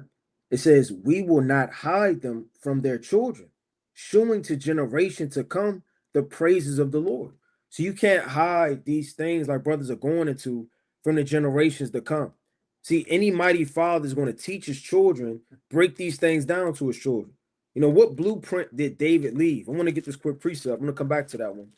What blueprint did David leave Solomon, man? Well, let me get this quick precept. right? Let's go to the mighty book of First Chronicles, chapter 28, and I want to start at 20. And David said to Solomon his son, "Be strong and of good courage, and do it. Fear not, nor be dismayed, for the Lord God, even my God, will be with thee. He will not fail thee nor forsake thee until thou hast finished all the work." Man. So, I mean, he didn't just leave him to work with the blueprint. He threw it in his hands, right? Then he fell asleep. No, he encouraged him. He built them up, man. And you don't never know when the Lord is going to have you to fall asleep, or when his place is going to be finished, or when you're going to split up, God forbid, from your family and your friends and your nation, man. We're going to be pilgrims on the earth. So it's good to encourage and exhortate and build men up while you can. It says, "For the Lord thy God, even my God, will be with thee," right? It says, "He will not fail thee nor forsake thee until thou hast finished all the work of the service of the house of the Lord. And behold, the courses of the priests and the Levites, even they shall be with thee for the service of the house of God." So he didn't leave him by himself. He said, "You know what? I'm going to give him the Levites, the priests." That goes into the precept in Ecclesiastes, the 10th chapter, verse 16 all the way down, when you get a son of nobles. See, David wasn't a man where he just left his son, right, with his play uncles, man, right, to raise him. No, he raised them up in the knowledge of truth. He set them around him priests, men that were in his stead during his time. With certain men that were around from David all the way that went to the kingdom of Solomon, right? It says, "They shall be with thee for all manner of workmanship, every willing, skillful man for any manner of service. Also, the princes of all the people will be wholly at thy command." See, so like whatever you need, whatever you want through the Spirit, I'm gonna set these men up by your hand, and these men are going to help you as much as possible. Brothers, got it. Con, you was in First Chronicles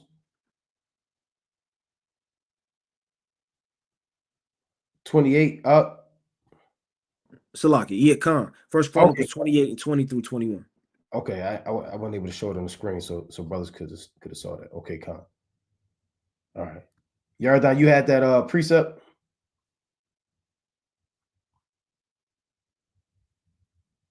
Is Yardan on?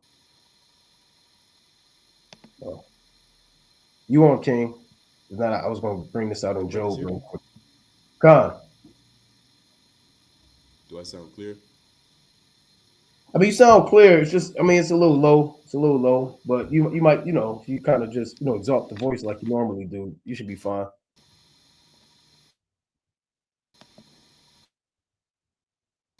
God. Bring out the book of Nehemiah, chapter 3, verse 12. Con. No.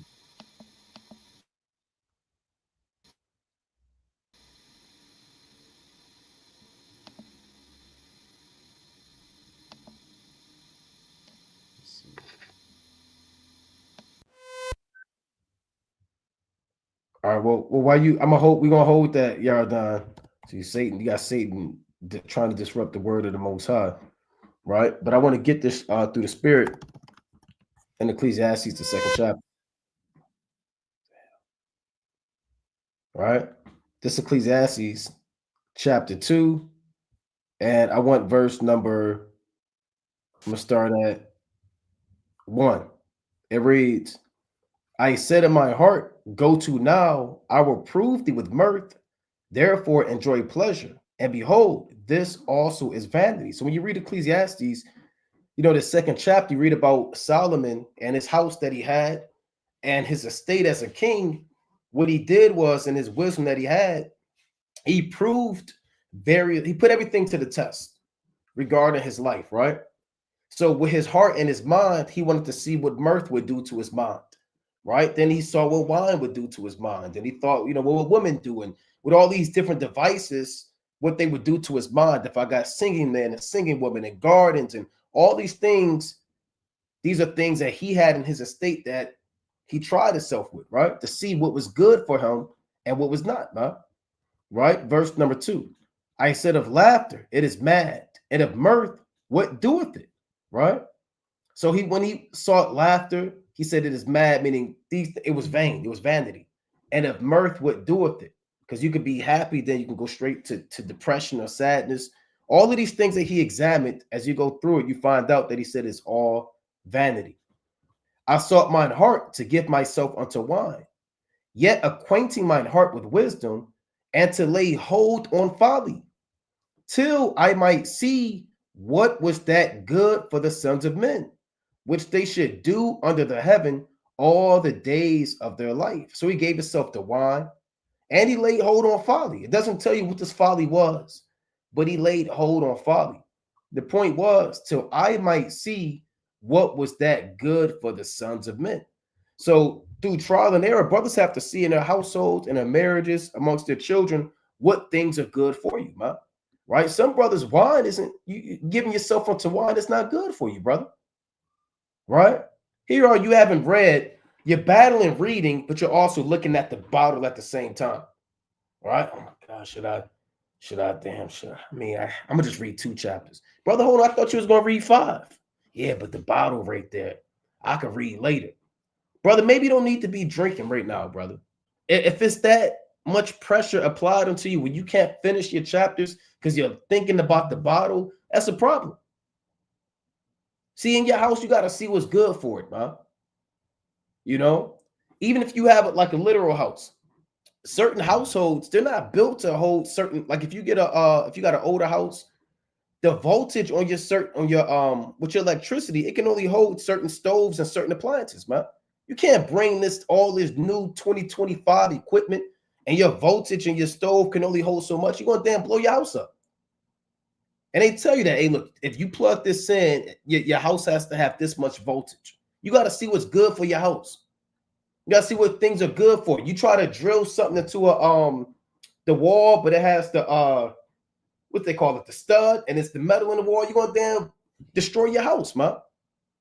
You got to see what's good for your house, what things you could put on the wall. You can't put everything on the wall. You got studs, you got metal, you got support beams. You got to see what's good for your house. Go ahead and try to drill and hammer into a damn stud, man. You know, you're going to destroy your house, plugging that stove in. You hooked up all these damn electric work. What the hell was that? Damn, Satan, man. You plugged up all these. The hell? You plugged up all these damn electric works and it had the 2 cords and blew your house up, man. Your house can't hold all of that, man. What is that? What is this? Right? So hold on, we gotta get rid of that. Right? Let's go back to the words of the Lord. Right? We're gonna get you back in here, Yardan. So Solomon saw what was good for his house and for his body, and he realized that these things were vain, man. Is it really profitable to lay hold on folly? Right?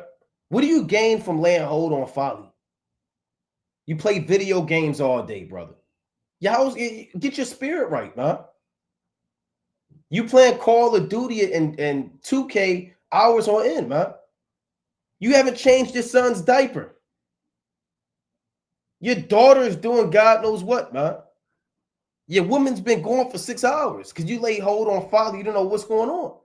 Bills ain't paid, lights flickering. You have to see what's good for yourself as one of the sons of men. That's the point, man. Prove your soul in this life and see what is evil for it and give not that into it. If things are vain for your life, let it go. If binge watching every night 5 episodes of your favorite show is vain for you, let it go, man. You know, stand up, past damn 3 in the morning, waking up at 2 in the afternoon. Maybe that's vain for you, brother. Stand up all night. That's in the Psalms. It is vain for you to stay up late, man. The Most High give his beloved sleep. So you have to figure out what things are profitable for you and what you could bring in your house. And people tell you that all the time. Hey, when you buy this house, here's what the house could do. Here's what the house can't do. Here's what you could plug into this outlet. Don't do this. You have to see what's good for your house, right? Hey, this wall can only hold this much weight.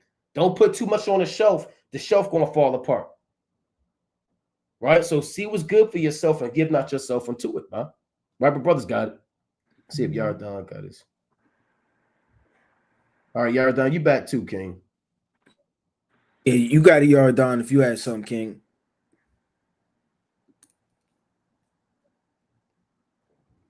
All right, I'm gonna bring out the Sirach. Get this quick precept. Sirach chapter 37, verse 27. Right, just to land me back off that point, man. Right? And that's where discernment comes in. If you can't discern, brother, that binge watching TV is detrimental to your life, then shame on you, man. See, just because something isn't a sin doesn't mean that you should do it. And that'll be a get out of jail free card every time to your destruction, man. It's not a sin to cook, but if that's all you do is cook, that's all you do from the time you wake up, middle of the day, afternoon, cupcakes, cookies, steak dinners, and you just love to cook for the family, and you know you're catering, and it's soaking up all your time. You're not gonna have time for anything else, man. It's gonna overthrow you. Right? It says, "My son, prove thy soul in thy life." So I mean, that takes somewhat of time, but nevertheless, you have to know what is good for you and what isn't good for you, and see what is evil for it. So there are things that are evil. You know, don't just pull the precept, you know, where there's no law, there's no sin. And then you slam the Bible shut and you continue to do God knows what, man. There are a lot of things that brothers do, man. Brothers hoop. It's not a sin to hoop. But if you're going straight from work with your gym clothes and in the trunk, you got the ball signed with your name, you know, you just playing ball all night. As soon as you get home, you got to take a shower, you got to eat, and you never read, you never do anything spiritual. You got to really examine that, man. Because there are things that are evil for your life. See, what does it mean it's evil for your life? Things could be an unjust balance. The Lord hates an unjust balance. Once things are an unjust balance, things become evil. Too much folly and madness in sports, you know, in football and games is off track. Now, you want to have a good balance of, you know, spending time with your wife, your children, having fun, whatever the case may be, but you don't want to have an unjust balance. You know, it says, and give not that unto it, for all things are not profitable for all men. You know, it may not be profitable for you. I know a brother, you know, said, well, I know I could drink tequila, but I can't drink dark liquor because I know what it'll do to me. Or I can't drink dark liquor, all I could drink is tequila, or whatever the case may be. Or I know once I have, you know, yogurt, ice cream, and a cup, and what they call them, smoothies, it run through my stomach, man. I can't have that. I already proved that I know what happened when I do that. So I mean, you got to really look at that. That's carnal stuff. You got to look at it spiritual, man. Every single time I get around a woman, you know, I always want to charm her. I turn into a comedian out of nowhere, man. Here you are, the most sternest brother, a stoic, but soon as 2 or 3 women come around, you're a comedian. You know, opened up a laugh spot. A mic come out of your pocket out of nowhere, man. Right, and then you start cracking all these jokes. You start smiling. Right, you turn into somebody else. You start questioning. You know, how was your weekend? Oh yeah, well, I didn't know you went into that. What else? Okay. So explain to me. Now you're starting conversations, you're getting lured away, all through lust and wickedness, and not proving your soul, man. See, somebody else can have a conversation and keep it professional. But you got to look at you, you know, it started off on the weekend, and now it's I would love for you to join me. And all hell start breaking loose. It says, neither have every soul pleasure in everything. So the same way, you know, something may be good for somebody, it may not be good for the next brother. So I mean, all these things you got to examine and apply that to your household, right? You got it. You got it, King. I don't know if Yard Down was just in here. Yardan, you still want Nehemiah, the 3rd chapter, King?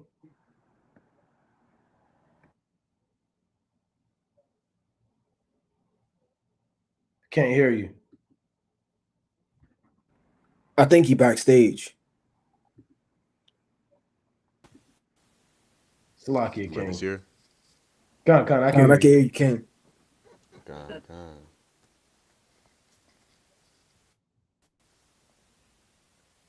Did Con, you want Nehemiah the third chapter or you wanted Tobit? both. Okay, And come. Lord willing, it all still applies to leading your house accordingly. I know the brother was just bringing out you have to have that just balance. Even in Nehemiah, they had a just balance. They had the sword and the hammer, right? Nehemiah chapter 3, verse 12. And next unto him repaired Shalom, the son of Haloshish, the ruler of the half part of Jerusalem, he and his daughters. So this man, he was a mighty man, and he rebuilt a portion of Jerusalem with him and his daughters. So I mean, you have to really put yourself in that picture and imagine somebody doing that, teaching their daughters as well on how to, of course, there's no account of, where the mom may have been or, however that may have, whatever happened, but just know in this account of man and his daughters helped build a portion of Jerusalem, So a father is in the presence of his daughter's life as well. Just because you're a father doesn't mean you give your daughters into the rib and just sit here. My work is done. You raise them up forever. The father is also a part of the daughter's life as well, which is beautiful. You know, I think about that verse. But I had another precept in Tobit chapter 2, verse 11. Come. Not to backtrack too much. Well, it's all of the spirit. Tobit chapter 2, verse 11. And my wife Anna did take woman's work to do. And when she had sent them home to the owners, they paid her wages and gave her also beside a kid. And now the backstory for those who may not know, Tobit is blind. He can't see, therefore he cannot work. And so his wife Anna did take up woman's work. And in verse 13 it reads, And when it was in mine house and began to cry, I said unto her, From whence is this kid? Is it not stolen? Render it to the owners, for it is not lawful to eat anything that is stolen. Now, although Tobit was, spoken wrong, the thing that I, read between the lines and acknowledges that even in the lowest state while being blind, he still remembered the precepts. So, he could have said, I don't care. It is what it is. All praises. He still examined, to an extent. He still remembered the precepts and remembered the Lord, right? And tried his best to make certain judgments even while he was impaired. And you may become impaired in your household. You may be jobless. You may be, broken down. You may be feeling the weight of the world. You may be cut off from certain limitations, but yet you have to ask yourself, well, will I still remember the precepts? Tobit still remembered, you know? So that's what I get when I read Tobit chapter 11, verse. It's like in Tobit chapter 2, verse 11, verse through 13. But with that, I yield. Excellent points. Mighty points. Mighty points. All right, you had something else you want to bring out? La, Yardan, you got something else you want to bring out, King? La'ah. All praise to the Most High. We can bring out some closing precepts. Khan, get the classic in the book of Revelation, chapter 3. All right. All praise to the Most High. Right, it's the book of Revelation, chapter 3, and verse number 2. It says, Be watchful. Right. So, I mean, week in and week out, brothers say the same exact things through the spirit, because the Most High is moving the spirit to say exactly what's all throughout the scriptures. From the time of Ezekiel, Isaiah, right? They had watchmen upon towers. Right. These things are extremely important for vegetation. Right, like Habakkuk 2 and 2. Continue to keep watch. It says, and strengthen the things which remain that are ready to die. And everybody knows what's going on in brothers' lives firsthand that you need to strengthen up. Marriage, friendship, brethren, reading, praying, fasting, communication, right? Drinking, maybe I have to, withdraw that. Maybe I have to withdraw, how much I talk. I'm on the phone too much, whatever it is, strengthen that thing up before it dies off.